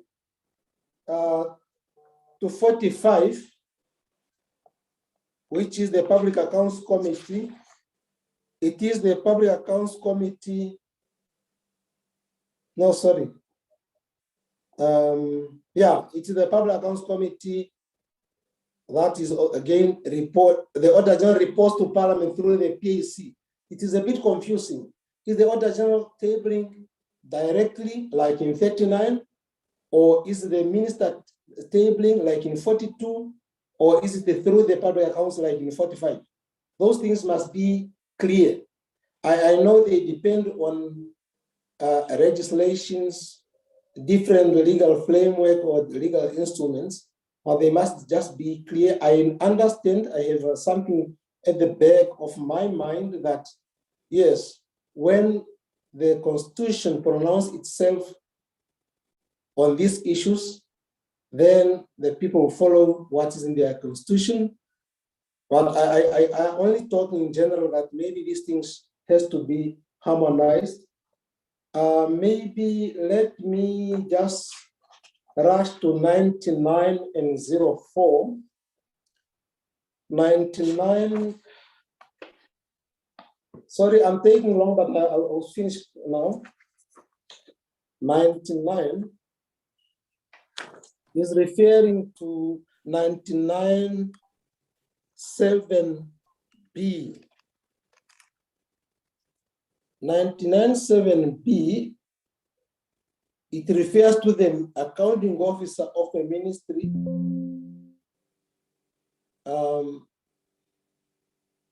And then A is referring to the ministry. At some point, we say the minister will give accounts to the Auditor General. At some point, we say the accounting officer will give the statement to the Auditor General. So those things have to be sorted out. And sometimes we refer to the ministry in general. So I know this is just really a draft in its current form, but when we'll discuss later, as the Auditors General will look at it, that 104 BC. Yeah, okay, I think is what I said now. The ministry prepares the accounts under B and C. But I want to talk about that time. I hope this clause, which is 104 subsection 3, probably it takes that the financial years are starting at the same month. Then, okay, they report on the 30th of November. That is end November. December it has got many holidays. Is the approach of festivals, and then festival seasons. And then we are saying the Auditor General should already report on the 15th of January. Now, with those interruptions of movement at the ministries, movement in the audit office, but still the Auditor General should report already on the 15th of January for the minister to table on the 30th of January. But now we don't know what is the financial year. If the financial year, say, like in Namibia, if the financial year starts on 1st April and ends on 31st of March, when the audit institutions get the financial statements at the end of November, the time between that and 15th of January seems to be very short. So maybe those are, let me stop there. Those are some of the comments I wanted to make. Thank you.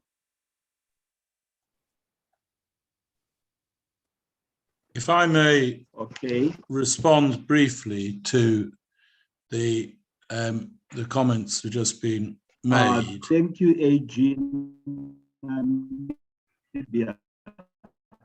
Maybe before you respond, let me say that you gave us some detailed input.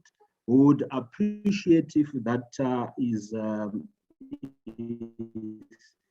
written, if you don't mind, say, to make a written submission. And to all others, when you think you have substantive, detailed submission, please do.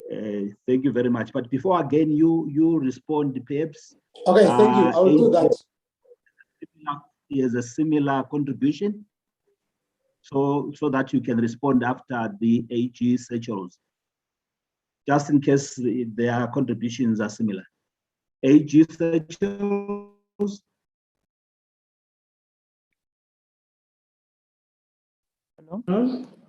Hello. AG from Seychelles. Can you hear me? Yes, sir. Yes, actually, much of what I want to say has been said by my colleague from Namibia. Hats off to AG from Namibia. You have very, very well articulated the concerns that the Auditors General would have with regard to these proposed provisions in this law. In fact, if I may say so, our laws are more modern than what is being proposed here. And this seems that the independence of Auditor Generals would be compromised by some of these SOLPI provisions. Because there are provisions where the Minister for Finance can make regulations for the operations of audit office. And I think we have to respect national constitutions, because I would say in Seychelles and in South Africa, there are more modern laws with regard to the Auditor Generals and Auditor General's office. And even the reporting is to be done through Minister, through PAC. No, we report directly to the Assembly, Parliament. And why would we want to go through the minister, and what if and this is, there are provisions which will politicize the functions and the role of an Auditor General. So I'm very concerned. I just want to place on record that I would not make any comments, any recommendations, or would not even accept these provisions insofar as the Auditor General is concerned. So I would rather request the AFROSA-E, of which I am a member, to convene a meeting of Auditors General to discuss these provisions. There is no need to rush, and there is no need for us to rush and give our approval, because there are so many sloppy provisions in this. I'm very, very concerned. What would be the outcome of this?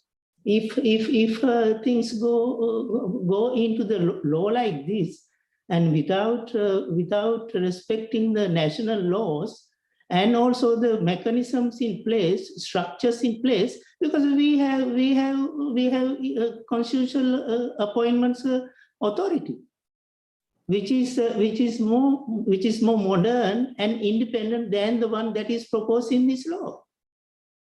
So I am not quite sure if you are forward-looking in the provisions with regard to the Auditor General and the functions, role, and reporting obligations of the Auditor General. So for the time being, what I want to say is I would refrain from making any specific comments, and I would rather discuss this with the AFROSA-E and whether we can take up on board for discussion, detailed discussion. And then we will proceed from there. Thank you, Mr. Moderator. Hello. Thank you, AG Charles. Hello. Just to say to the members, this is a consultative process. What is before you, the document before you, is going through the mills. This is not a final document. This process is for you to make inputs, and it's the first the consultative meeting. They are lined up many more, as we heard from the beginning. So we really welcome any input. It shall be considered along with other inputs. So I would like to appeal to my colleague from AG Seychelles to contribute freely. This document is not cast in stone at all. It is still being cooked. Yeah. We are cooking, and we are here to improve the document. So be free. And we are not approving. We are not going to approve anything today. I'm sure the SG will make another comment around what you said later before the end of the consultative meeting. But I'd like to appeal to you as the facilitator to say we need your views. Don't withhold them. Bring them on, and let's hear and let's discuss them. Thank you very much. Over to you, Hello? Greenberg. Over to you, Greenberg. Thank you for that. I will respond to the very constructive points made by the Auditor General from Namibia. I was sorry to hear the tone of the comments made by the Auditor General for Seychelles, which do not really permit me to respond to specifics, and I will concentrate on the particular points made by the Auditor General for Namibia. There is no difficulty at all in having direct communication from the Auditor General to the Parliament, and as he pointed out, the differences in clauses 39, 42, and 45 are differences of context. They're differences that represent the different contexts of the different kinds of communication. But if the Auditors General responds to this consultation by indicating how they would like those contexts to be varied so as to permit direct communication in each case between the Auditor General and Parliament, subject to individual constitutional variations in different jurisdictions, there should be no difficulty about that at all. The comments on timing, months, yeah, absolutely. I imagine that you will want flexibility in different jurisdictions to reflect different cultural and religious festival patterns and periods, and the time limits can definitely be made context-based in each jurisdiction through regulation-making power.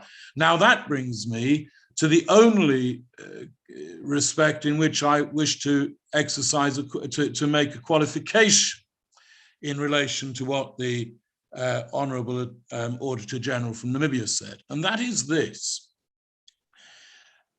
It is not unusual in countries that have very strongly independent audited functions to have regulations about those functions made by the executive, because there is no one else who is able to make subordinate legislation. Only the executive can, as a rule, make subordinate legislation, but it is submitted by way of parliamentary control and scrutiny through Parliament. So legislation about the mechanics of the audit do not interfere with the independence of the audit, and are supervised themselves and controlled and scrutinized by Parliament. So I would say this: if the Auditors General come back and reject any subordinate legislation relating to the audit arrangements under the bill, then we can take them out. But you will massively lose flexibility in that way, and it is not really possible to articulate all the details on the face of the model law itself. So I would be surprised if in the end you concluded that you didn't want any regulation-making powers. And insofar as those regulations are to be subordinate legislation, I would expect them to be made by the government, by ministers, but controlled in the normal way as set out in clause 132 of the model law, parliamentary scrutiny of regulations to be scrutinized by Parliament. But as the facilitator said, we're in the hands of consultees, and if it is thought that subordinate legislation of that kind is not helpful, we can consider removing those powers altogether. So those are my specific responses to the comments made by the Auditor General for Namibia. I very much look forward to receiving his more detailed exposition of those comments, and I very much expect to be able to deal with them in a manner that is satisfactory to him and his colleagues. On the comments of the Auditor General for the Seychelles, as I say, there weren't details to which I can specifically respond. I strongly reject the suggestion that this is not modern legislation. This does not reflect modern values. It does, and the technical working group have gone to a lot of care and trouble to make sure that it does. I have some knowledge of modern working practices as Counsel for Domestic Legislation in the House of Commons. I see the supply and aid procedure working there in a modern way. I have knowledge of other modern codes in other jurisdictions where indeed I have been responsible for writing them. So the idea that this is a wholly retrogressive document, I simply reject, and I'm very sorry to hear that the Auditor General for the Seychelles feels like that about it. As I say, the detailed comments from his colleagues I will look forward to reacting to in due course. His general rejection, I can do no more than express sorrow that he feels in that way. Thank you, Greenberg, for the responses. And once again, to colleagues, you are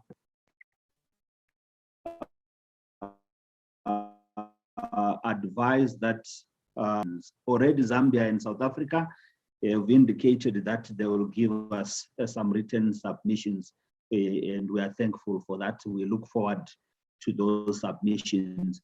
Can I now call upon, I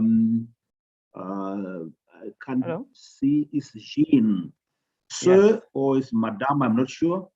Please go ahead. Your hand is up, Jean de Jaou. Yes, thank you very much for giving me the floor. Well, first of all, I would like to thank you very much for your presentation, and I would like to make a point and make some comments on the 36. As you know, I would like to follow my colleague AG of Seychelles and Namibia. Well, I think that we should take in account of one thing, that you know the SADC, it comprises many countries with different traditions in terms of law and regulation. You know that there are two types of sides from the institution in SADC. I mean, so there is SAI, which is called Court of Accounts, which is the French tradition. And then on the other hand, there is Westminster. So I think that would like to suggest when you write down a provision concerning first the Auditor General, then it is better, to refer to the experience of those countries. Because the tradition, as I said, is very different. Not only in terms of appointment, but especially in the operating function, or operating function of the institution.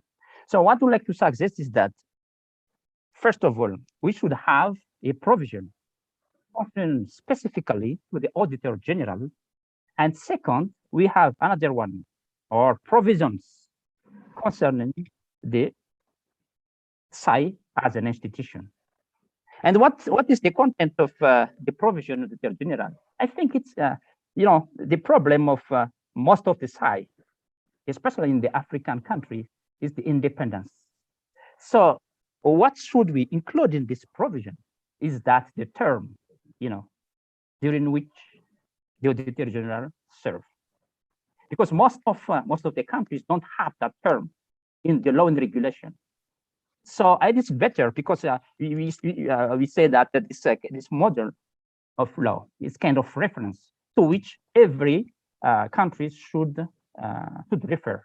I mean, every country should comply with the provision of this law. And second one is about the institution. That the one aspect of the independence, and I think the very important, the financial one. So why don't you put in this as a provision, the financial aspect, of independence, because most of the SAI don't have enough budget in order to conduct their work. And the last not least, I would like to make a comment of the name of that you used in this provision. For 40, used the term of National Audit Office. As I said before, that there is a lot of types of audit office. So I would like to suggest to use the general one, Supreme Audit Institution. So if you use that, so it is a general word, then everyone can has a flexibility to use what is appropriate for them. So I would like to suggest to look at the experience of Intusai idea as well, and then the declarations of Lima and Mexico, if you want to go through to have in details the independence aspect of Supreme Audit Institution. So meanwhile, I would like to stop there. So later on, I would like to join. So thank you for listening. Thank you. Thank you again, Jean. Which country are you from? I am from Madagascar. Oh, Madagascar. Yes. Oh, thank you very much for those pointers. Again, if you have something written, we will welcome it. Before we get any response, let's have Antonio. Antonio, you have the floor. Jean, you can put your head down now. Jean, you can put your hand down. Bom dia e obrigado. Okay. Posso, senhor moderador?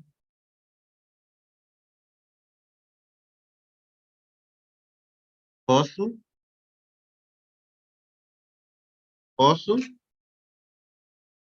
Senhor moderador, posso usar da palavra?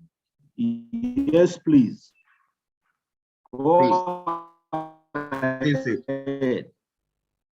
Sim.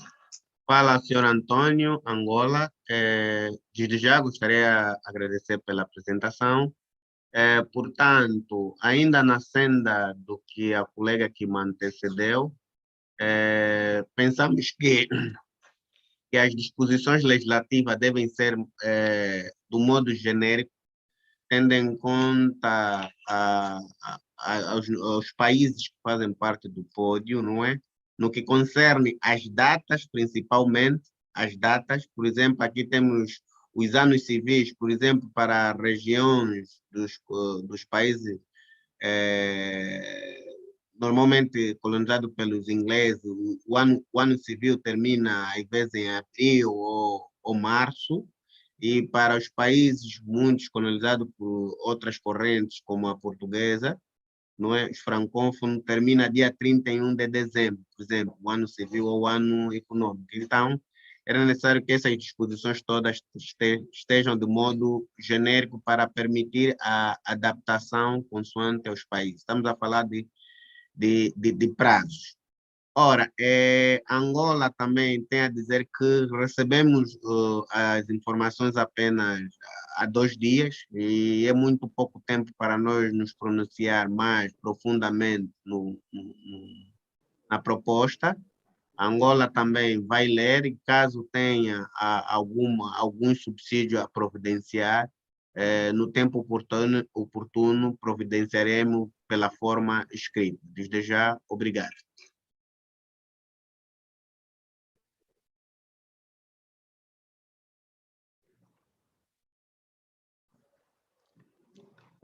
Thank you, Angola.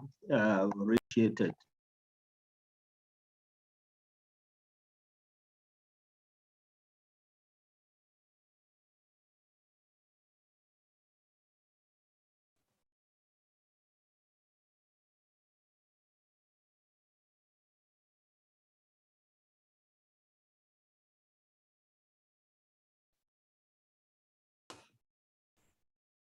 May we proceed?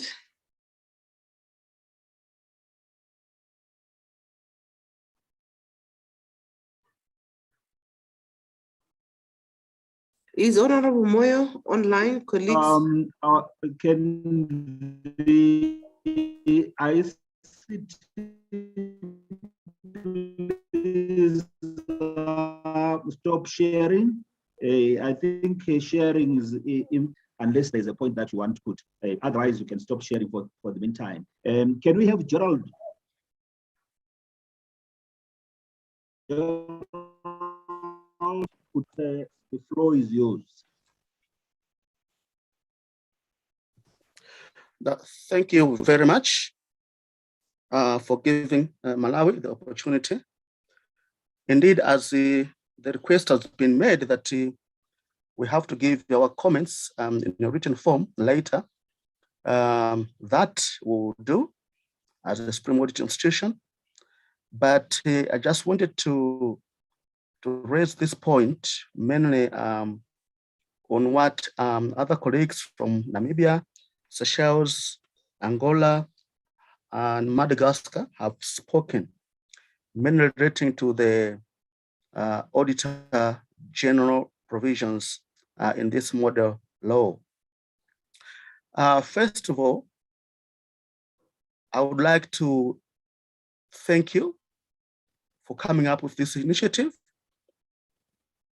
And I would also like to mention that we should take this as an opportunity to straighten up some areas where, as Supreme Audit institutions in the region and beyond face. It is a build-up on the same matter raised by the AG Namibia about the independence of the Auditor General.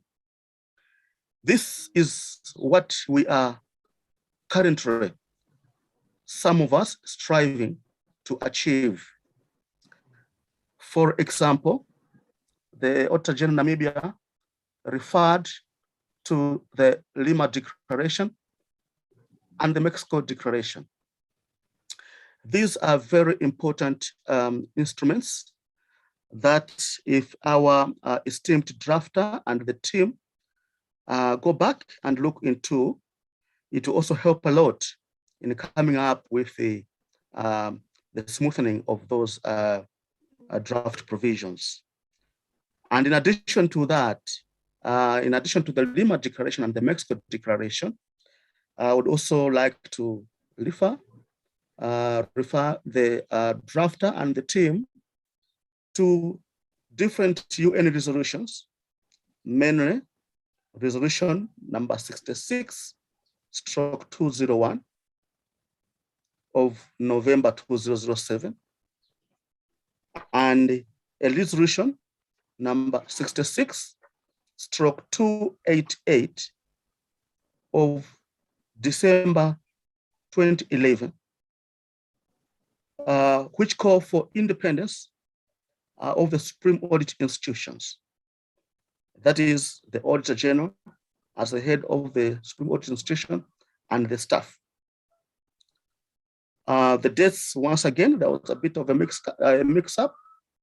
The UN resolution 66/209 is of December 2011, and 66/288 is of November 2014.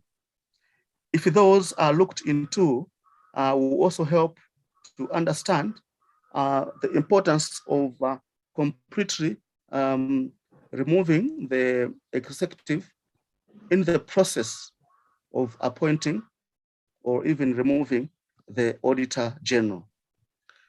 So too with the matter of reporting, as the AG has said, that as much as most of the Supreme Audit institutions currently practice is that they do not report direct to Parliament.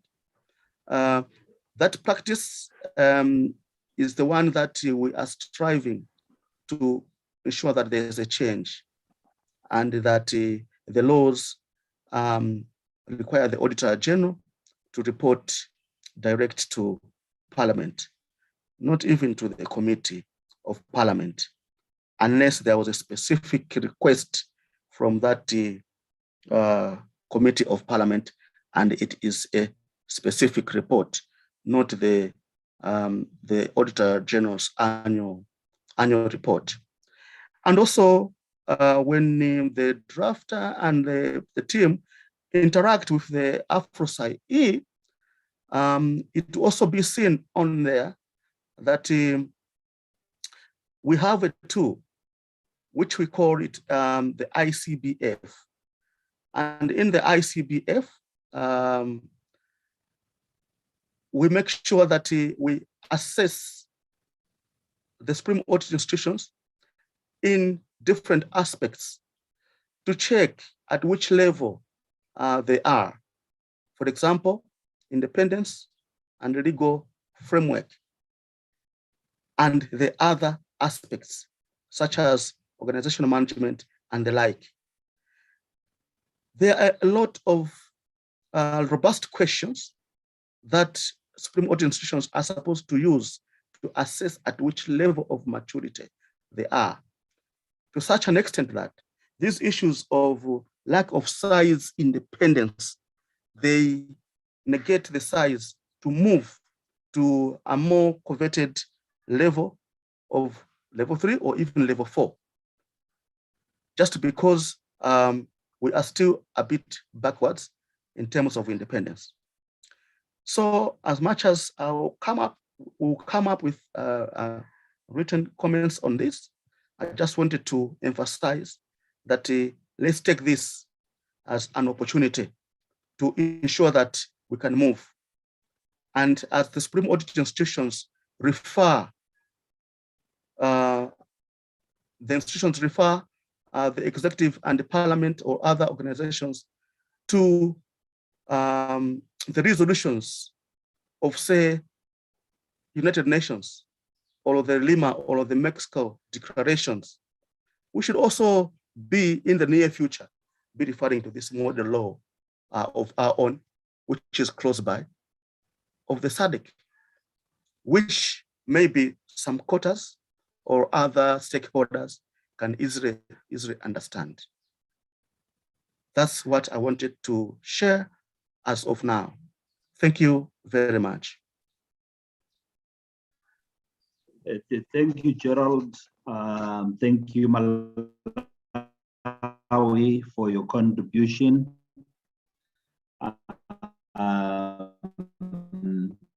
I think you made a lot of less questions, but I think Greenberg might have one or two things to say on both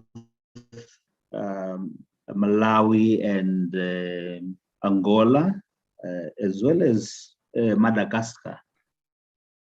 Thank you. Over to you, sir. Thank you very much. I can be very brief.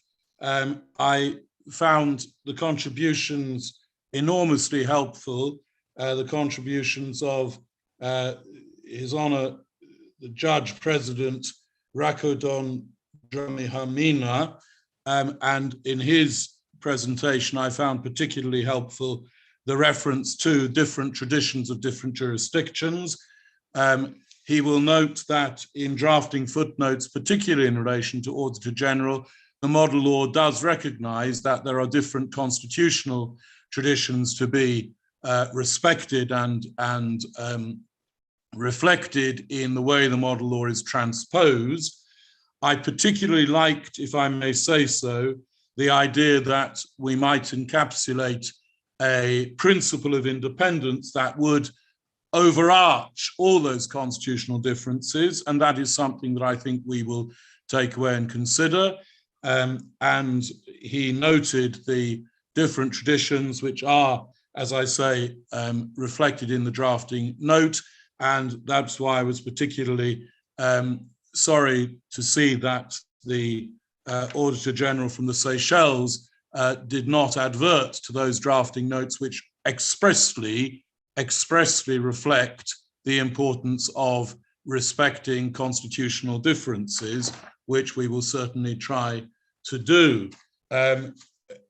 So those comments of the President Rakodon Dramini-Hamina, we will definitely reflect and apply.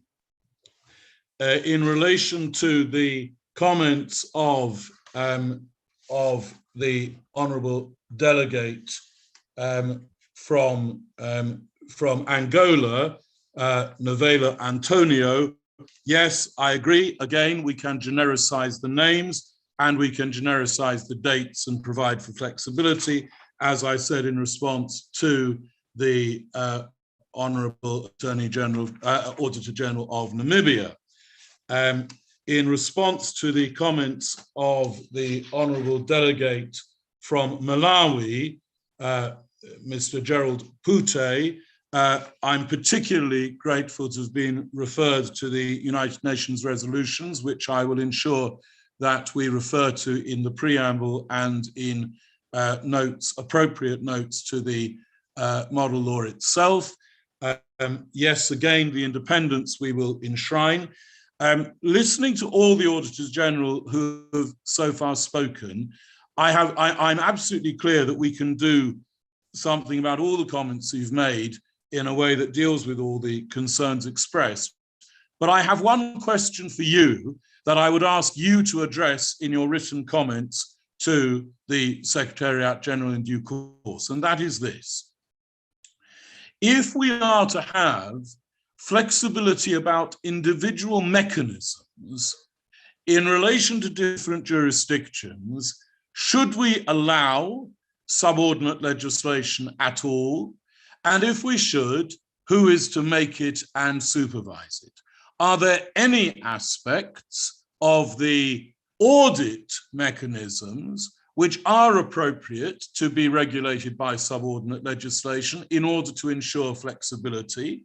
And if there are, should the minister, subject to parliamentary control, be allowed to make regulations about those subordinate details or not?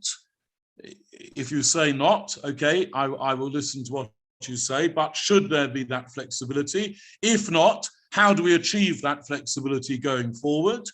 And if there are to be such subordinate instruments created, should some of them be made in those jurisdictions that have a tradition of allowing non-ministers to make subordinate administrative law, should that be made by the Auditor General.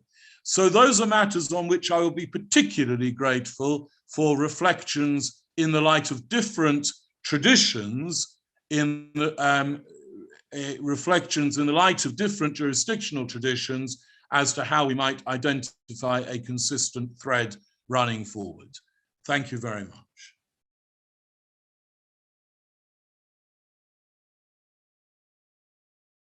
The Greenback, your question, can you summarize it? You put a question to the ages, but it was long and winding. Can you be? I'll put it in the chat.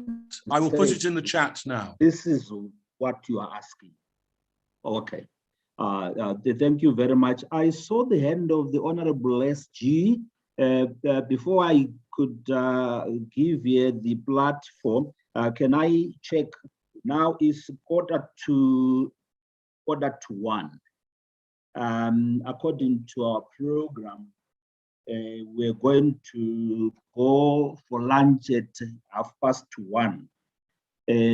With your indulgence, can we go for lunch at 1:30 and come back at 2:30? With your indulgence, can we work and finish before lunch, and then we finish our meeting and we don't have to come back? I think people we have been very efficient in our presentations, questions, comments. Is that okay with you?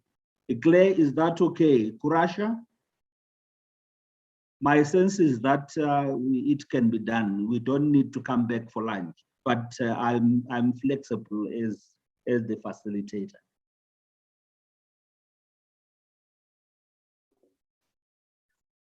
Chair, I see members concurring through reactions in the meeting. Members are concurring. Thank you very much. With your indulgence, we have the last 15 minutes to wrap up this session. I would have loved, Honorable Madam SG, I would have loved you to be the last contributor, unless it is so urgent that you need to say it now. Otherwise, I would have wanted you to come at the end and wrap up. And looking at our time here, we only have 15 minutes. Was that a hand up, or was that an affirmation? SG? Oh, beautiful. It was an affirmation, Honorable. Thank you. Beautiful. Wonderful. So we'll give the SG at the end. For now, can I have the last contributor? We have your 15 minutes. Let's chew this bone. Remember, you are not only looking at your own section there. I see there is a lot of interest in your own session, but let's look at all others as well. Thank you, Francis. Francis, we have the floor. Okay, thank you very much, moderator. My name is Mbewe Francis. I'm Deputy Auditor General from the SAI Zambia.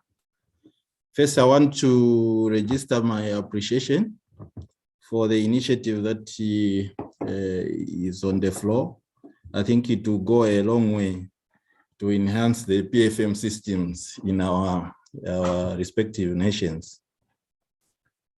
I've noticed that a number of good things in the document before us, which we did appreciate, and as a nation, I think it will go a long way as we enhance our PFM registration.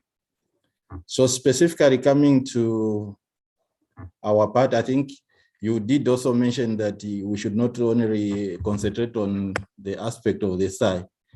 As a nation, as a SAI, we've gone through the whole document and we've made specific questions, we've made specific comments, which we believe that we can submit it immediately after this session. but also because of the additional requirements, requests that you've made, we may need just to adjust it a bit so that it also attends to the issues that the consultant has raised. But generally, just also to agree with the other contributors, I think there are a number of areas that seemingly are taking away the independence of the site.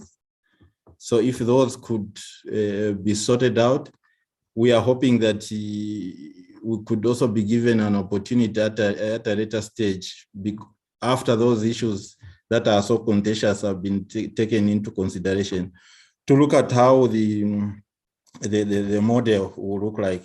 Otherwise, just to appreciate the work you are doing, and definitely this will go a long way to enhance our systems. But you look forward for the submission from SAI Zambia. I submit. Thank you, Zambia. You are welcome. We really appreciate the comments. Keva Fense, excuse me for wrongly pronouncing your name, but it's you, Keva Fense. Over to you. Okay, thank you for accepting me. You have correctly pronounced my name. Wonderful. Okay. I wish to comment on this. First of all, I would like to appreciate the insightful presentation. It was really engaging and thought-provoking. I have indicated in the chat that SAI Botswana will make a written submission, but I just wanted to issue a little comment and say, I have noted that the model law was intended to be an overarching law recognizing the uniqueness of different jurisdictions that are involved. I agree with that, but I also wish to point out that despite our distinction, despite our uniqueness, we have several instruments and mechanisms where we meet tools that we have subscribed to and that we have adopted, and they have created a commonality from which I thought this model law would have reflected a substantial part. I am talking about tools like standards, like for example, as we fall under the Afro-SAI, there are standards that we have subscribed to, that we have adopted in our countries. And there are foundational standards like that have been mentioned before in the likes of Lima, the Mexico, and there are other international conventions that we have subscribed to. And we've also had been subjected to international assessments that have brought out a best practice and have highlighted things that can be applicable to all of us across jurisdictions. For example, we have been subjected to PIFA assessment, we have been subjected to the International Budget Survey and others, and there are international reports on us that are even online. And we were thinking those are the high standards that we are aspiring to meet. And personally, when I look at the model law, I saw that in some areas, it was actually falling below what we were already aspiring to. So, but I appreciate the intention behind the model law. And I agree that this is a consultative meeting where we have to make our input, express our opinions, and make suggestions to improve the model law. So in that regard, I want to retreat and just indicate that, like in the chat, we will make a written submission. Thank you. Thank you, Botswana. We appreciate. Any is up somewhere because my screen is not full. Please, that's your turn. You have the platform. If your hand is up somewhere, Kewa Fence, you can put down your hand now. Botswana, you can put down your hand now. Anybody with anything? Shall I just respond, Honourable Facilitator? Shall I just respond briefly to those two last comments? If you are responding, it will be your response and your overall comments, and you will not come back again. That's fine. So go ahead. So thank you very much. So I'm grateful for those two comments, and in relation to the comments of Francis Mabewe from Zambia, I agree with what he said, again, echoing other people's reference to independence. And as I've said to other honourable delegates, I'm sure we can strengthen the reference to that common concept throughout the draft. In relation to what has just been said by the Senior Assistant Auditor General in Botswana, as Ms. Kebafensi Helena Ketchawang, I'm particularly grateful for her comments, and particularly for her reference to standards, which, as well as wanting, I think, to add them to the measurable benchmarks provision, we will, of course, want to look at the specific standards that she mentions, which I hope she will be kind enough, she indicated that she will be kind enough to draw them to our attention. And of course, we will compare those standards against the deliverables under particular provisions of the model law, and that will be a particularly useful outcome, if I may say so, of this consultation meeting. So I am enormously grateful to all those who have spoken.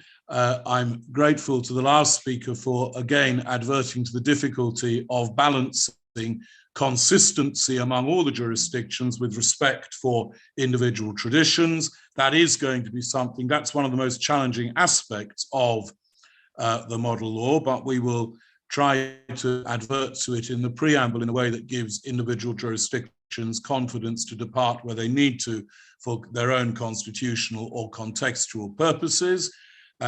Those points have been very well made by all the delegates who have spoken, and I am enormously grateful for the generally constructive and helpful tone of the remarks, and for the offers that have been made to provide us with details in writing that, as I say, I have no doubt, listening to delegates, I have no doubt that we can accommodate the concerns and make the improvements suggested.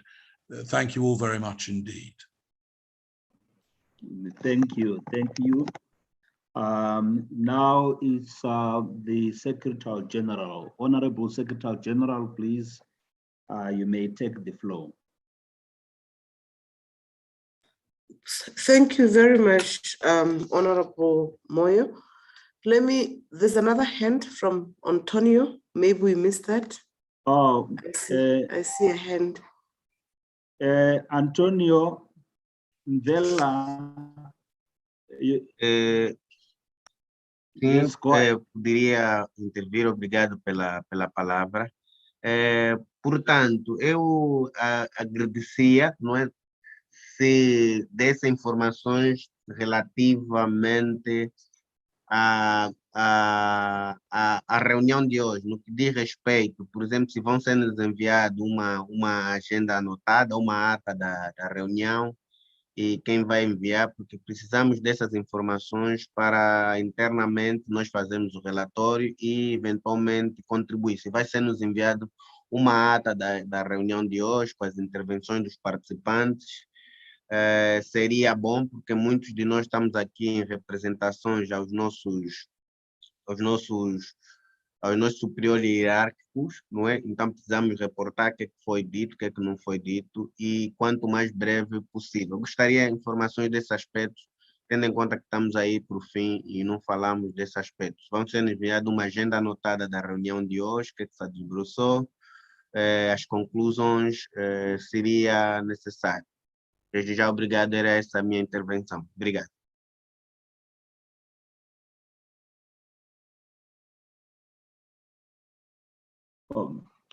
Thank you, Antonio. That will be addressed by the Honorable SG in your closing remark. You can put your hand down now. Honorable SG, you may.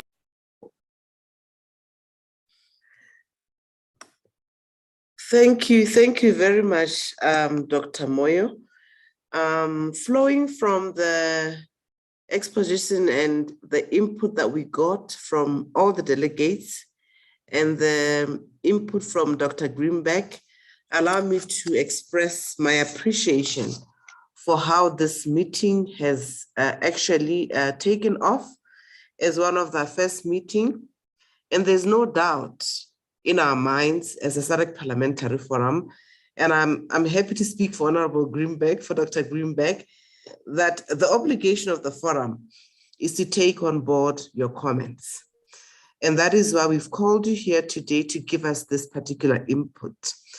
And let me also speak like a citizen of SADC and just say that all of us aspire for our Auditor Generals to exercise their powers and perform their functions without fear, favor, or prejudice. This must be a constitutional imperative. And for that reason, I would like for you to believe in us and our confidence that we are definitely going to take your input on board and process it through the technical working group, process it further with other professionals in the field that we work with. And I'd like to assure you that all the contributions without exceptions have been profound. And this is an essential requirement that we hold dearly to in all the processes of the development of the model law. I'd also like to take the offer from AfroSay. This morning we had a brief discussion with the CEO, Ms. Nkau, and I can say that we are ready to arrange any other structured process that would allow us to further contribute to this process. We could look at roundtables that can be facilitated by AfroSay and the technical working group. This will allow us to have firm support from yourselves as Auditor Generals, so that ultimately, when we look at this particular model law, it is indeed a model law and not a model law that falls far short or below the standards that you have worked so hard over the years to establish. I believe that AfroSay will have the convening authority in collaboration with SADC PF to dwell on some of the aspects and issues that have been raised today. And yes, you will have a record of this meeting. Also, the recording of this meeting will be shared with yourselves so that you may further process the deliberations with your sectors at member state level. There's no room for error in terms of the process and the quality of the consultation that we are going to do in making sure that we get to the end of this model law. And we have heard you loud and clearly, the principle of independence cannot be compromised. Therefore, the efficacy in domestication and incorporation at national level would not suffer prematurely. Auditors General, allow us to thank you for availing yourself, for your wisdom, for sharing the resources that you have with us today. And as you know, model laws are based on previous agreements that you have cited and that you have shared with us. And like Dr. Greenberg said, we appreciate such input, and these are essential requirements for us to incorporate going forward. I thank you, Dr. Moyo, and I thank you all, and we will share the record. Today, we'll share the recording immediately, the record of the meeting. I'll be advised accordingly, and will be shared with yourselves for you to also assist us in giving us much more feedback. And before the end of the day, I will be writing to AfroState to commence on the assurances I've given to yourselves today in terms of ensuring that we convene and we process some of the feedback further with your institution. I thank you for your kind listening and your attendance in this important meeting. Kindly invite other Auditors General who are not here today. We are open to much more engagement and input in this regard. Thank you very much.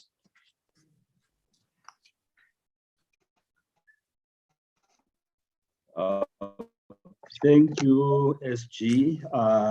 With your words, we now come to the close of the meeting. It would be very nice for once that all of you could show us your image, if you don't mind, so that we know each other at least. All of us, can you go into your camera and let's see each other? Then we close the meeting. Everybody. Okay. Thank you very much. The meeting is officially closed. Bye.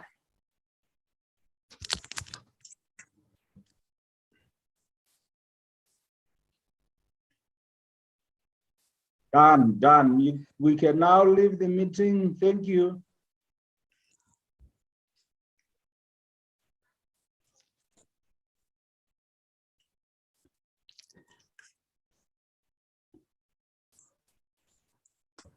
Admin, kindly terminate.